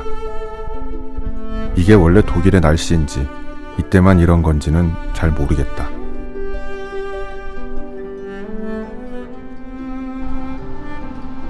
너는 라이프치히의 니체를 보러 온 덕분에 대학 시절 니체를 읽으며 끄적였던 메모를 실로 오랜만에 다시 꺼내보게 되었다. 네가 메모를 보고 든 생각 두 가지. 첫째, 너는 참 뭐든 빨리도 까먹는 인간이구나. 메모에 적혀있던 뜨거웠던 교훈은 차갑게 식다 못해 냉동 창고에 밀봉되어 있었다. 둘째, 그럼에도 니체가 너에게 준 영향이 꽤 크긴 크구나. 니체는 그가 살던 당시의 도덕을 박살내고자 했다. 그가 망치를 들고 도달한 결론에는 갸우뚱한 내용들이 들어있지만 너는 그의 태도가 멋져 보였다. 모두가 당연히 옳다고 생각하는 걸 완전히 다른 시각으로 바라보는 태도. 너는 니체를 읽던 시절 니체 흉내를 내며 한국의 여러 도덕과 윤리에 대해 생각해 보았다. 담배. 한국인은 왜 부모님과 함께 술은 마실 수 있지만 담배를 태울 수는 없는 걸까? 어른 앞에서 몸을 돌려 술을 마시듯 아예 등을 지고 담배를 태우면 안 되는 걸까? 거의 모든 한국인들이 부모님 앞에서 담배를 태우는 건 도덕적으로 매우 그릇된 일이라고 여긴다. 너 역시 그렇다. 하지만 너는 니체를 읽을 무렵 만약 네 자식이 커서 담배를 피운다면 반드시 맞담배를 피워야겠다고 생각했다. 아들이든 딸이든 말이다. 물론 그때는 네가 결혼을 못할 줄은 전혀 몰랐지만. 그리고 여성 흡연자에 대한 편견. 너는 담배를 태우는 여성을 좋게 보지 않았었다. 뭔가 도덕적으로 옳지 않다고 여겼다. 이게 명백한 차별이라는 걸 깨닫고 생각을 바꾸는데 너는 꽤 오랜 시간이 걸렸다. 그 계기 중 하나가 분명 니체였다. 니체가 도덕을 까기 위해 도덕의 역사를 해부한 것처럼 너 역시 담배의 역사를 찾아보게 되었으니까. 한국 땅에 담배가 처음 들어왔을 때는 남녀노소 모두 담배를 기호품으로 여기며 애용했다고 한다. 물론 어린아이가 담배를 피우는 건 다른 차원에서 접근해야 될 문제지만 무려 17세기의 세상에서도 특별히 여성 흡연자를 차별하지 않았다는 게 당시 너에게는 충격적인 내용이었다. 물론 너는 이런 얘기를 사람들 앞에서는 거의 하지 않는다. 그건 한국에서는 관계를 망치는 지름길이니까. 이곳은 니체가 태어난 곳이자 묻혀있는 곳이다. 풍경이야 뭐 별게 없다. 그냥 소박한 시골 마을이다. 하지만 너는 기분이 조금 남다르기는 하다. 조금 더 진하게 니체의 말들을 떠올리게 된다. 니체의 영원 회귀, 동일한 것의 영원한 반복. 정말로 중년의 나이가 되면 니체를 많이들 찾게 되는 것인지 아니면 단순히 출판사의 기획에서 발현된 현상인지는 모르겠으나 아마 중년이 니체를 찾고자 한다면 바로 이 영원 회귀 때문이 아닌가 싶다. 물론 영원 회귀가 진짜라고 생각하는 사람은 아마도 거의 없을 것이다. 다만 너는 그것이 각자의 인생을 다른 시각으로 보게 해주는 일종의 사고 실험이라고 생각했다. 사후 세계를 믿는 사람, 신의 존재를 믿는 사람, 사주나 팔자를 믿는 사람, 아무것도 알 수 없다고 생각하는 사람, 인생은 그저 자연의 일부라고 생각하는 사람. 이들 모두 분명 인생을 다른 시각으로 바라보게 될 것이다. 너의 생이 영원히 반복된다고 가정하면 너의 현재 생을 또 하나의 다른 관점으로 바라볼 수 있게 된다. 네가 지금 하고 있는 행동들이 영원히 반복된다면, 그리고 동시에 이미 네가 했던 행동들을 지금 반복하고 있는 것이라면 너는 조금 끔찍하다. 즐거운 순간보다는 고통스러운 순간들이 먼저 떠올랐기 때문이다. 20대 초반, 너의 애인이 바람을 피운 적이 있다. 가슴이 아리는 고통을 그때 처음 느껴본 것 같다. 너는 사랑에 있어 마음의 경계만큼이나, 아니 그보다 훨씬 더 몸의 경계가 중요하다고 생각하는 사람이다.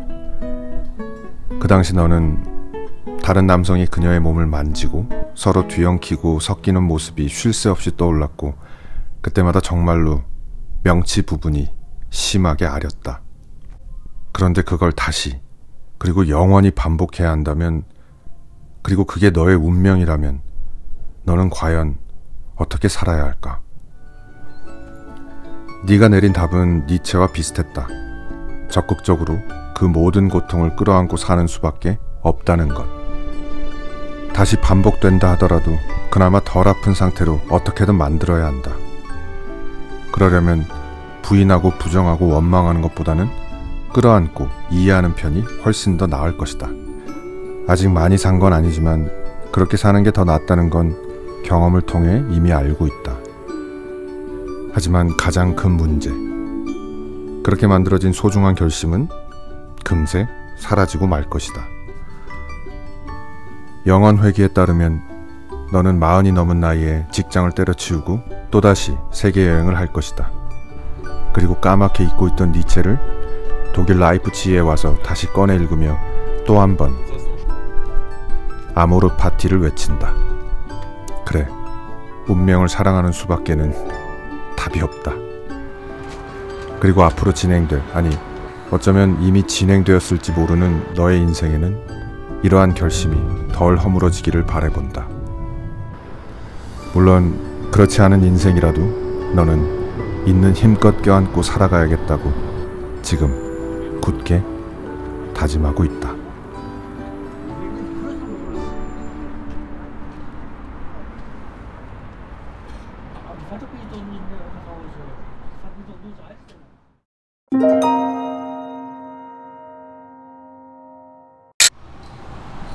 제 세계여행의 첫 시작 국가는 태국이었어요. 저는 태국의 거의 모든 면을 좋아합니다. 어찌하다 보니 세계여행을 결정하게 되었지만 저는 무척 두려웠거든요. 해서 저에게 가장 익숙하고 편안한 나라에서 세계여행을 시작하고 싶었어요. 그리고 한국에선 가을이 시작될 무렵 저는 인도로 향합니다. 인도에서 여름을 맞이했어요. 태국에서 만난 한 여행객이 제게 그런 말을 하더라고요. 아, 인도의 여름은 정말 견디기 어려울 거야. 저는 인도에 와서 어떤 생각이 들었냐면 인도의 다른 계절은 과연 견딜만 할까? 하는 생각이 들었습니다. 아, 그리고 이 원숭이는 더위를 전혀 타지 않는 것 같아요. 정말 활동량이 어마어마합니다. 대단해요, 정말. 그리고 바레인으로 갑니다. 대단히 뜨거운 태양빛을 간직한 여름이었어요. 이곳에서 불상사가 생깁니다. 입국할 때 카메라를 빼앗겼거든요. 물론 출국할 때 돌려받았습니다만 이때부터 촬영에 대한 걱정이 시작됐어요. 그리고 이집트로 건너와 여름을 맞으면서 저는 중대한 결심을 하나 하게 됩니다. 원래는 이집트를 시작으로 아프리카 대륙을 여행할 계획이었거든요. 하지만 바레인과 이집트에서의 촬영 경험으로 인해서 아프리카 대륙 여행을 포기하게 됩니다. 현지인이 와서 카메라를 가지고 시비를 거는 건 뭐 짜증은 나지만 그러려니 하고 넘길 수 있다고 생각했어요. 하지만 경찰들이 와서 그러는 건 좀 차원이 다른 문제인 것 같더라고요. 그리고 저는 이집트인들을 통해서 그리고 온라인을 통해서 아프리카의 촬영 환경은 훨씬 더 혹독하다는 얘기를 듣게 됐습니다. 사실 여행과 촬영 둘 중 어느 것도 포기할 수 없는 제 입장에서는 아프리카 경찰에게 카메라를 빼앗기는 일이 생긴다면 과연 이 여행을 지속하는 게 의미가 있을까 하는 생각이 들었거든요. 그래서 어쩔 수 없이 저는 유럽행을 택하게 됩니다. 아프리카에서 여름을 쭉 보내고 난 다음에 한국 기준으로 봄이 되었을 때 제가 원래 관심이 있었던 유럽의 두 도시를 여행할 계획이었거든요. 하지만 저는 부랴부랴 유럽의 겨울을 준비해야 했습니다. 그래서 튀르키예에 가서 겨울옷을 구매했고요. 그리고 이렇게 유럽의 겨울을 보내게 됩니다. 물론 순간순간 흐리고 추운 날씨가 잘 어울리는 도시도 있었습니다만 전반적으로 제게 유럽의 겨울은 별로였어요. 이곳 스페인 마드리드에서 봄을 맞이합니다.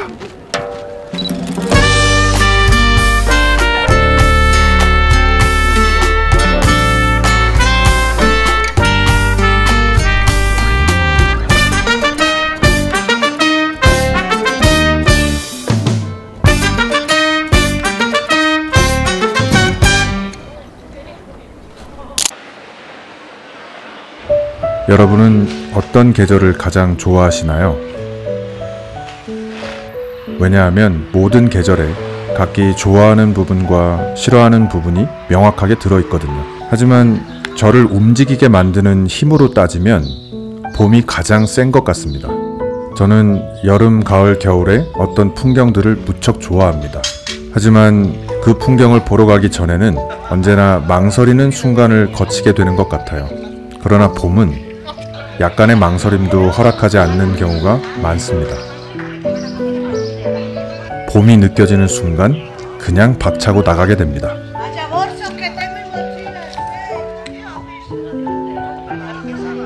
원래 스페인에서는 촬영을 아예 하지 않을 생각이었어요. 저는 스페인 마드리드가 노잼 도시라는 인식이 있었거든요. 하지만 뜻밖의 맞이한 봄을 저는 거부할 수 없었습니다. 이렇게 별 특별할 것 없는 풍경인데도 카메라를 들 수밖에 없었던 거죠.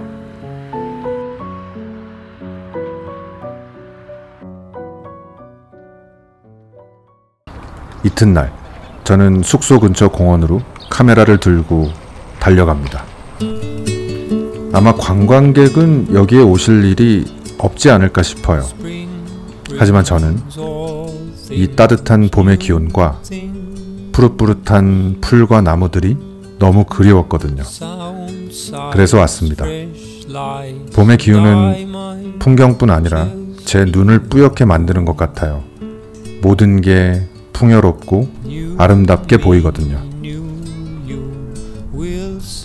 그나저나 여러분께서는 남에게 부탁을 잘하는 편인가요? 저는 잘 못하는 편인 것 같아요. 사실 별로 좋아하지도 않고요. 여러 이유가 있습니다. 대외적으로는 이렇게 말하곤 합니다.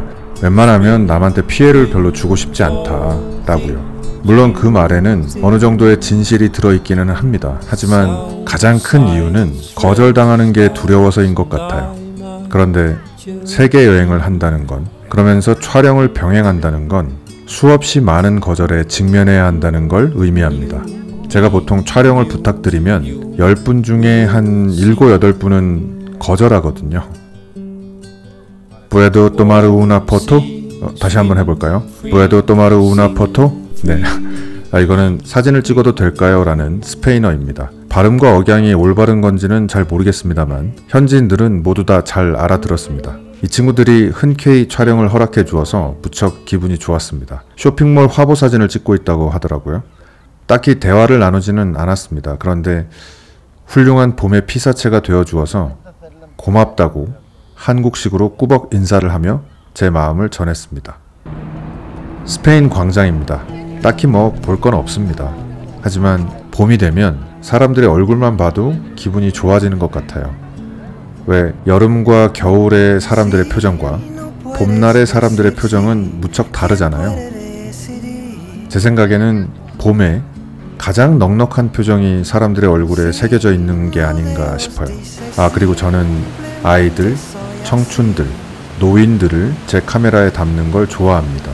그건 제 기준에서 이미 지나간 것들에 대한 아련함과 아직 오지 않은 것들에 대한 호기심에서 기인한 취향인 것 같아요.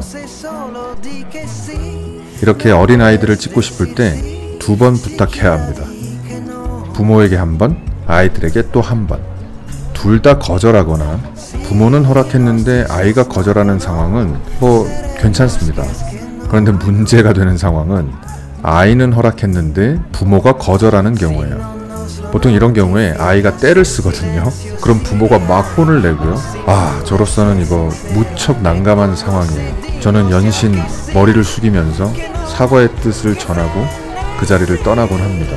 근데 다행히도 봄날이라 그런지 둘 다 아주 흔쾌히 허락을 해주어서 참 기분이 좋았습니다. 그리고 이 공원을 거닐다가 풀밭에서 일광욕을 즐기고 있는 20대 여성들을 보게 되었습니다. 저는 이 아름다운 순간을 제 카메라에 담고 싶었어요. 여성의 몸을 성적으로 소비하고 대상화하는 것에는 언제나 반기를 들고 있지만 저의 내면은 늘 그 아슬아슬한 경계에서 표류하는 것 같아요. 때로는 전혀 내면을 알 수 없는 20대 여성의 아름다운 몸만 보고 넋을 빼앗기기도 하거든요. 근데 이게 성적 욕망과는 조금 궤를 달리하는 마음인 것 같기도 합니다. 참고로 저는 크고 굴곡진, 소위 서양 여성들의 평균 몸매에 성적으로 매력을 느끼는 편이 아닙니다. 저는 조그만 체구를 가진 여성에게 보통 끌리곤 하거든요. 그러니까 제가 이들의 모습을 아름답다고 느끼는 건 아마도 질투의 감정이 아닐까 싶어요. 질투라는 감정은 늘 좌절감을 수반하잖아요. 나도 한때 저런 몸을 가졌었는데 지금은 날아갔네 하는 식으로 말이죠.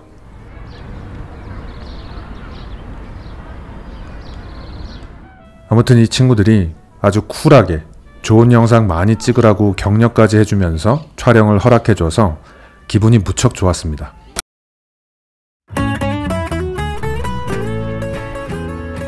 거절을 당하는 경우가 훨씬 더 많죠. 레티로 공원이라는 곳입니다. 봄 하면 떠오르는 흔하지만 적절한 풍경을 보러 왔습니다. 이곳입니다. 참고로 석천 호수 아니에요. 봄날에 한국 호수들이 훨씬 낫다고 생각했어요. 다만 어느 봄날 한국에서 곧바로 이곳 마드리드로 오신다면 실망할 가능성이 높지만 저는 4개월간 유럽에서 겨울을 보내다 이곳으로 온 거잖아요. 그래서 저는 이 봄날의 바이브가 무척 좋았습니다. 여기서 어떤 여성 두 분에게 촬영을 부탁했는데 거절당했어요.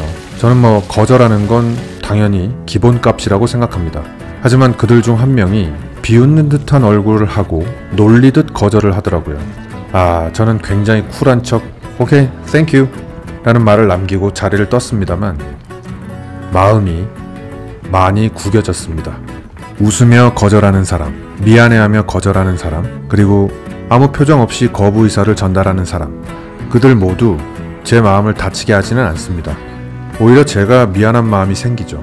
하지만 저런 식의 거절은 늘 제 마음을 다치게 만드는 것 같아요. 조금 더 좋은 태도로 거절할 수도 있지 않을까 하는 생각이 듭니다. 물론 어쩌면 무리한 부탁일 수도 있기 때문에 상대의 거절하는 태도를 가지고 제가 이러쿵저러쿵 말하는 건 적절하지 않을 수도 있습니다만 그냥 저는 앞으로 누군가에게 거절을 하더라도 그 거절의 방식을 늘 고민해야 되겠다라는 생각을 하기도 했습니다. 아무튼 저는 산미겔 시장이라는 곳으로 향하고 있습니다. 이 시장은 제가 여태 유럽에서 본 시장 중 가장 모던하고 깔끔한 느낌의 시장이었어요. 길거리와는 대비되는 느낌이었는데 사실 저는 그래서 별 감흥이 없었습니다. 저는 재래시장을 무척 좋아하거든요. 지나치게 일정한 간격과 구조로 각이 잡혀있는 시장은 제 스타일이 좀 아닌 것 같아요. 물론 인스타 감성을 좋아하신다면 한번 와보셔도 좋을 것 같습니다.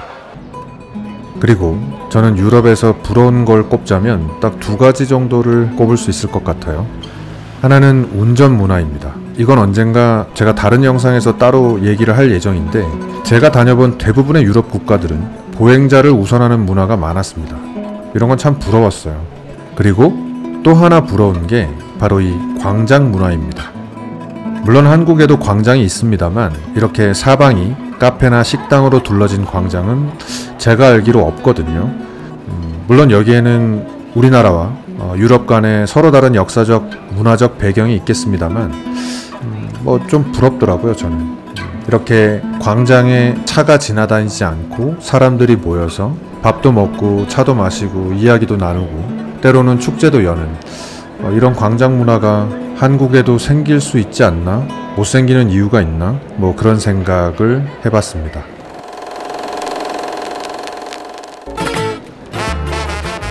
이곳은 푸에르타 델 솔이라고 불리는 아마도 이곳이 시내 중심부인 것 같아요. 공사 중이었습니다. 하지만 상관없었어요. 왜냐하면 사실 저는 마드리드에 큰 기대를 하지 않았고 마드리드 또한 제 기대를 저버리지 않았어요. 다만 계속 말씀드리는 것처럼 봄의 기운이 모든 것을 집어삼킵니다. 그리고 엄청나게 유명한 사람이 온 것 같더라고요. 물론 저는 그들이 누군지 전혀 몰랐던 터라 그저 여기 몰려든 사람들을 구경하는 게 정말 재밌었습니다. 문득 그런 생각이 들었어요. 여기 만약에 BTS나 블랙핑크가 왔다면 어땠을까 하는 생각이요. 여기 사람들도 BTS나 블랙핑크를 알까? 이렇게 난리가 날까? 그런 생각들이 막 들었어요. 그러면서 빨리 이들의 성장과 더불어서 이들의 뒤를 잇는 한국의 아티스트가 또 한 번 등장했으면 하는 바람이 생겼습니다. 지금 뉴진스에게 저는 기대를 걸고 있거든요. 요즘은 한국 노래는 거의 뉴진스 노래만 듣는 것 같아요. Supernatural 죄송합니다.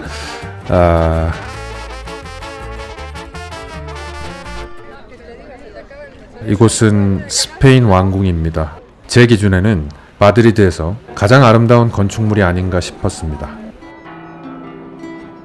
게다가 봄날의 기운이 더해져서 그 아름다움이 배가 되는 것 같았습니다. 저는 지금보다 더 나이가 들어도 아무것도 아닌 봄날의 한 조각에 설레이고 싶어요. 제가 했던 일의 특성상 벚꽃이 필 무렵은 늘 정신없이 바쁜 시점이었거든요. 벚꽃이고 나발이고 즐길 여력이 없었습니다. 그리고 그때 스스로를 위로한답시고 야, 나이가 몇 살인데 봄이라고 살랑살랑 거리냐, 어른답게 굴자, 이런 식으로 되뇌었던 것 같아요. 먼 훗날 세계여행을 마치고 먹고 사는데 바쁘더라도 나이에 부여된 사회적 기준에 흔들리지 않고 아이처럼 철없이 속 없이 봄날이 오면 늘 설레이는 감정을 만끽했으면 좋겠습니다. 스페인 왕궁은 밤에는 더 아름다웠습니다. 갑자기 여태 거쳐온 유럽의 도시들이 떠올랐어요. 만약 그곳들을 지금처럼 봄에 갔다면 훨씬 더 좋지 않았을까 하고요. 저는 뭐든 마음먹기에 달려있다고 생각하는 사람은 아닙니다.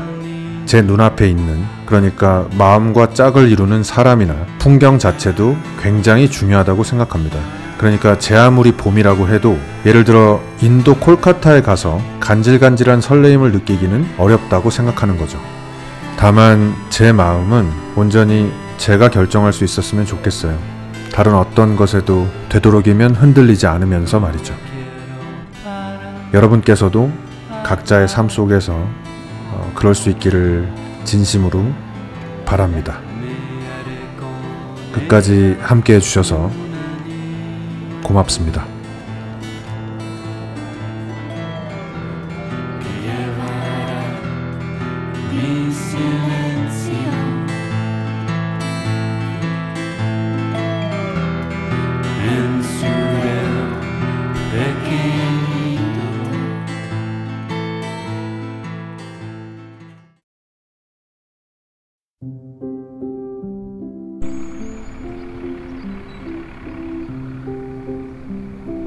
무언가를 잘 알지 못하는 게 저는 왜 그리도 창피했을까요?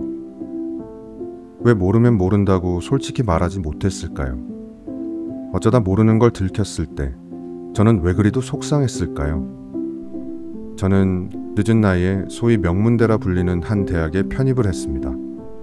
그때 저는 이제 모르는 걸 모른다고 해도 누가 날 무시하지 않겠지? 그런 머저리 같은 생각을 했었습니다. 지적 열등감과 허영심이 극에 달했던 그 시절 저는 이곳 아테네에서 시작된 신화, 철학, 정치, 연극 등에 관해 마치 시험 공부를 하듯 억지로 뇌를 벌려 마구잡이로 우겨 넣었습니다.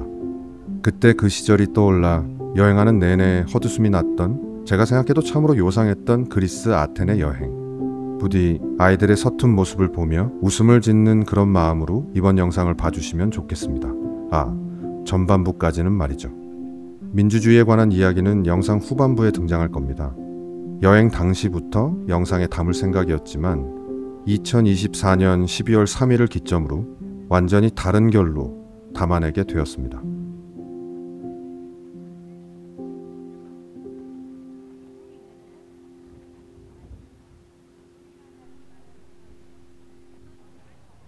여러분께서는 그리스 신화에 대해 잘 아시나요? 저는 전혀 몰랐습니다. 아크로폴리스라는 낱말을 제대로 인지한 게 제 나이 30살 때입니다. 하지만 앞서 언급했듯 지적 허영을 채우고자 허겁지겁 삼켰던 지식인 터라 금세 다 날아가 버렸죠. 다만 그 유명한 파르테논 신전은 꼭 한번 보고 싶었어요. 건물의 크기 자체가 압도적인 느낌을 주는 건 아닙니다. 압도감을 느끼시려면 잠실에 있는 엘타워 앞에 서는 게 더 효율적이라고 생각해요. 세계문화유산 1호라는 이름이 주는 아우라는 조금 느껴지긴 했습니다.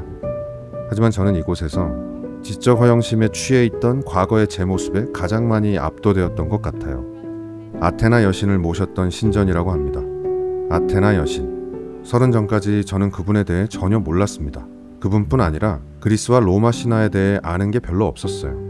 하지만 신화 속 인물이나 사건을 예로 들며 어떠한 사안을 맛있게 설명해내는 사람들이 저는 늘 부러웠어요.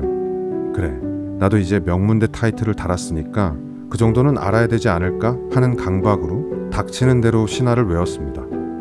그리고 사람들을 만날 때면 늘 신화의 한 조각을 우겨넣을 이야기를 할 기회만 노리곤 했었어요. 정말 그때 그 사람들에게 미안한 마음도 있지만 무엇보다 그때 제 자신이 너무 한심하고 창피하게 느껴집니다. 자신이 정말 좋아서 신화에 대해 알아보고 그걸 사람들과 함께 나누는 거라면 전혀 문제될 것도 없고 되려 즐거운 일이죠. 하지만 저는 남들이 저를 지적인 사람으로 봐주기를 바라는 마음, 딱 그 동기 하나밖에 없었거든요. 이렇게 아는 체만 한 건 아닙니다. 모르는 걸 숨겼던 경우는 그보다 더 많아요. 우와, 오늘 형님께서는 꼭 디오니소스 축제에 참여한 것 같습니다. 늦은 나이에 대학에 들어가 맞이했던 첫 번째 축제날 밤, 저보다는 나이가 한참 어린 선배가 제게 했던 말입니다. 저는 그날 하루 종일 나도 밖에서 얘기만 들어봤던 그 유명한 축제에 참여했구나 싶어서 뿌듯하고 신이 난 마음을 굳이 숨기지 않았거든요. 근데 저는 그때까지 디오니소스라는 말은 들어는 봤지만 그 뜻이 뭔지는 잘 몰랐습니다. 그 선배의 말에 그 자리에 있던 동료하고들은 "와, 오늘 진짜 그래 보여요 라고 말했고, 저는 그래요? 라고 화답하기는 했지만 그 뜻을 모른다는 사실은 숨겼습니다. 그냥 참 창피하더라고요. 안 그래도 전적대학이 전문대였다는 점, 그리고 편입으로 들어왔다는 점 때문에 괜히 주눅이 들어 있었거든요. 물론 티는 내지 않으려고 엄청 노력했지만 말이죠. 디오니소스 극장을 소개해 드렸어야 하는데 늘 송구한 마음입니다. 하지만 이곳에 왔을 때 제가 느낀 게 그런 류의 생각들 뿐이라서 이 부분을 너그러이 이해해 주셨으면 좋겠습니다. 그리고 이 밖에도 많은 장소들을 갔습니다만 이번 영상에서는 모두 다 건너뛰고 곧바로 본진으로 진입해야겠습니다.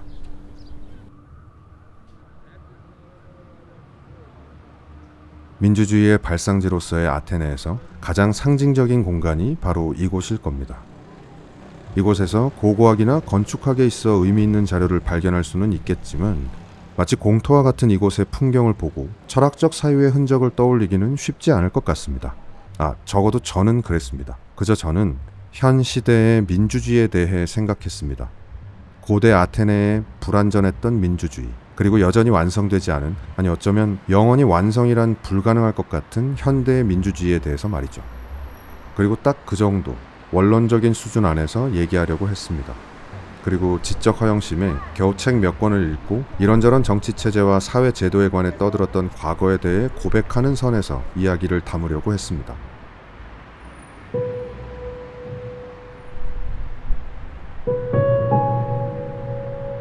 하지만 며칠 전 저는 그에 관한 이야기가 단지 원론적인 수준으로 그쳐서는 안 된다고 생각했습니다. 혹시 이번 영상을 보시는 분들 중 모든 사안에 있어 늘 어느 한쪽 편에만 굳건히 서 계신 분들이 계시다면 이 얘기를 먼저 전하고 싶어요. 저는 윤석열이 아니라 그 어떤 누가 이런 짓을 했더라도 이번 비상계엄은 명백한 내란죄에 해당한다는 생각을 바꾸지 않을 거라고 말입니다. 국민의힘이 아니라 그 어떤 정당이 이런 짓을 했더라도 명백한 내란 동조 행위라는 생각을 바꾸지는 않을 거라고 말입니다. 이번 윤석열의 비상계엄 선포를 두고 민주주의의 위기라고 말하는 사람들이 있습니다. 맞는 말입니다. 하지만 저는 거기에 한 가지를 덧붙이고 싶어요. 그건 민주주의의 위기이기 이전에 민주주의라는 제도가 지니는 기본 속성이라는 점입니다. 다들 알고 있지만 늘 간과하는 부분인 것 같아요. 민주주의라는 제도는 최고의 결과를 보장하는 제도가 아닙니다. 최악의 결과를 막을 수 있는 제도 또한 아니고요. 단지 어떤 정신 나간 권력자의 최악의 행위를 사후적으로 되돌릴 수 있는 장치가 설치되어 있는 제도일 뿐입니다. 뿐입니다 라는 표현을 썼지만 그 장치 하나를 얻기 위해 셀 수 없이 많은 사람들이 피를 흘렸고 목숨을 내놓았습니다. 이는 어떤 나라에서는 현재 진행되는 일이기도 하고요. 그리고 민주주의라는 제도 자체는 그 장치가 매번 제대로 작동한다는 보장도 하지 못합니다. 해서 헌법과 법률을 위반한 윤석열을 탄핵하고 처벌하는 게 결코 쉬운 일이 아닙니다. 근데 어쩔 수 없습니다. 민주주의라는 제도가 원래 그렇습니다. 주권자인 국민들이 나서서 끊임없이 압박하는 것은 작동에 있어 필요 조건이지 충분 조건이 아닙니다. 100명 이상의 국회의원들이 탄핵에 동참하지 않으면 그만입니다. 수사기관이 죄가 없는 것으로 판단하면 그만입니다. 민주주의는 옳은 일을 하지 않는 권력자에게 옳은 일을 하도록 강제할 수는 없는 제도니까요. 수단과 방법을 가리지 않은 채 그걸 강제해서도 안 되고요. 그럼 윤석열과 다를 바가 없는 거니까요. 양당 체제가 공고한 대한민국에서는 언론 또한 제 기능을 하지 못할 겁니다. 명백한 내란죄를 마치 찬반의 문제인 양 다루는 언론이 있을 겁니다. 내란에 동조하는 사람을 불러다가 마이크를 줄 겁니다. 중립이라는 글자를 양쪽 볼에 새긴 채 말이죠. 하지만 이 또한 민주주의의 속성 중 하나입니다. 결국 민주주의라는 건 시민들이 모든 사안에 대해 끊임없이 옳고 그름을 가려내야 민주주의의 취약점을 보완할 수 있는 체제인 거죠. 민주주의는 그래서 사람을 참으로 피곤하게 만듭니다. 전 세계 많은 석각들이 시민들의 적극적인 정치 참여를 독려합니다. 그래야 민주주의가 살얼음의 형태로나마 유지될 수 있다고 말합니다. 하지만 모든 시민이 정치에 참여한다고 해서 좋은 결과를 낸다는 보장도 없습니다. 인성이 개차반인 사람도 한 표, 선량한 사람도 한 표, 똑똑하고 지혜로운 사람도 한 표, 멍청하고 어리석은 사람도 한 표를 행사하는 게 민주주의의 기본 전제이기 때문입니다. 그렇다고 참정권을 제한해서도 안 되죠. 예를 들어 소위 스카이 대학 출신들이나 혹은 연봉 10억 이상의 사람들에게만 참정권이 주어진다고 생각하면 이건 뭐 더 취약해질 테니까요. 민주주의의 이러한 속성 때문에 자신도 인지하지 못한 채 전체주의를 지지하는 발언을 하는 사람들이 늘어나고 있습니다. 아직 큰 규모는 아닙니다만 이는 세계적인 추세인 것 같아요. 수단과 방법을 가리지 않고 자신의 반대편에 서 있는 세력을 쓸어버려야겠다는 말을 무려 공론장에서 내뱉기도 합니다. 이는 정도의 차이가 있을 뿐 여야 좌우를 막론하고 벌어지는 일입니다. 저는 이번 윤석열의 비상계엄 선포 역시 그러한 기류와 무관하지 않다고 생각합니다. 저는 우리 공동체의 구성원 모두가 민주주의에 허약하기 짝이 없는 이러한 속성을 늘 상기해야 한다고 생각합니다. 그래서 평소부터 조금 더 나은 결과를 위해 희망을 갖고 목소리를 내는 분들도 있을 테고, 그래봐야 나은 결과를 내기 어렵다고 판단해 관심을 끊고 사는 분들도 있을 겁니다. 저는 그들 모두 존중받아야 한다고 생각합니다. 하지만 최악을 막는 것에는 모두가 한 목소리를 냈으면 좋겠습니다. 민주주의가 아무리 허약하다고 해도 전체주의가 판을 치던 과거 2차 세계대전 당시에 독일과 일본 그리고 이탈리아 혹은 현재의 북한으로 돌아갈 수는 없기 때문입니다. 민주주의의 그 많은 취약점에도 불구하고 민주주의를 그 어떤 체제보다 더 낫게 만드는 그 장치를 지켜야 하기 때문입니다. 역사상 그 어떤 체제도 국민들의 손으로 직접 지도자를 뽑고 그렇게 뽑은 지도자의 위법 행위를 되돌리고 처벌할 수 있는 체제는 없었기 때문입니다. 세계여행을 하면서 제가 현지인들에게 가장 많이 듣는 말 중에 하나가 국적이 북한인지 남한인지를 묻는 질문입니다. 저는 보통 이렇게 답합니다. 대한민국은 김정은 같은 쓰레기가 이끄는 나라와는 차원이 다른 나라라고. 근데 당분간은 그렇게 말할 수 없다고 생각하니 비참하고 창피합니다. 저는 평소 현실 정치에는 큰 관심이 없는 사람입니다. 이따금씩 관심이 가는 사안에 대해서도 머릿속으로 생각을 굴려볼 뿐 대체로 침묵하는 편입니다. 가까이서 보나 멀리서 보나 우스꽝스럽게 보이는 경우가 많은 한국의 양당 체제에 희망이 별로 없다고 생각하는 사람이기도 합니다. 해서 이번 영상에서 비상계엄 사태에 관해 언급하는 것 자체를 불편하게 생각하는 분들의 마음을 저는 이해할 수 있습니다. 그런 분들께 송구하다는 말씀을 드립니다. 구국, 대의, 저는 그런 거 잘 모르겠습니다.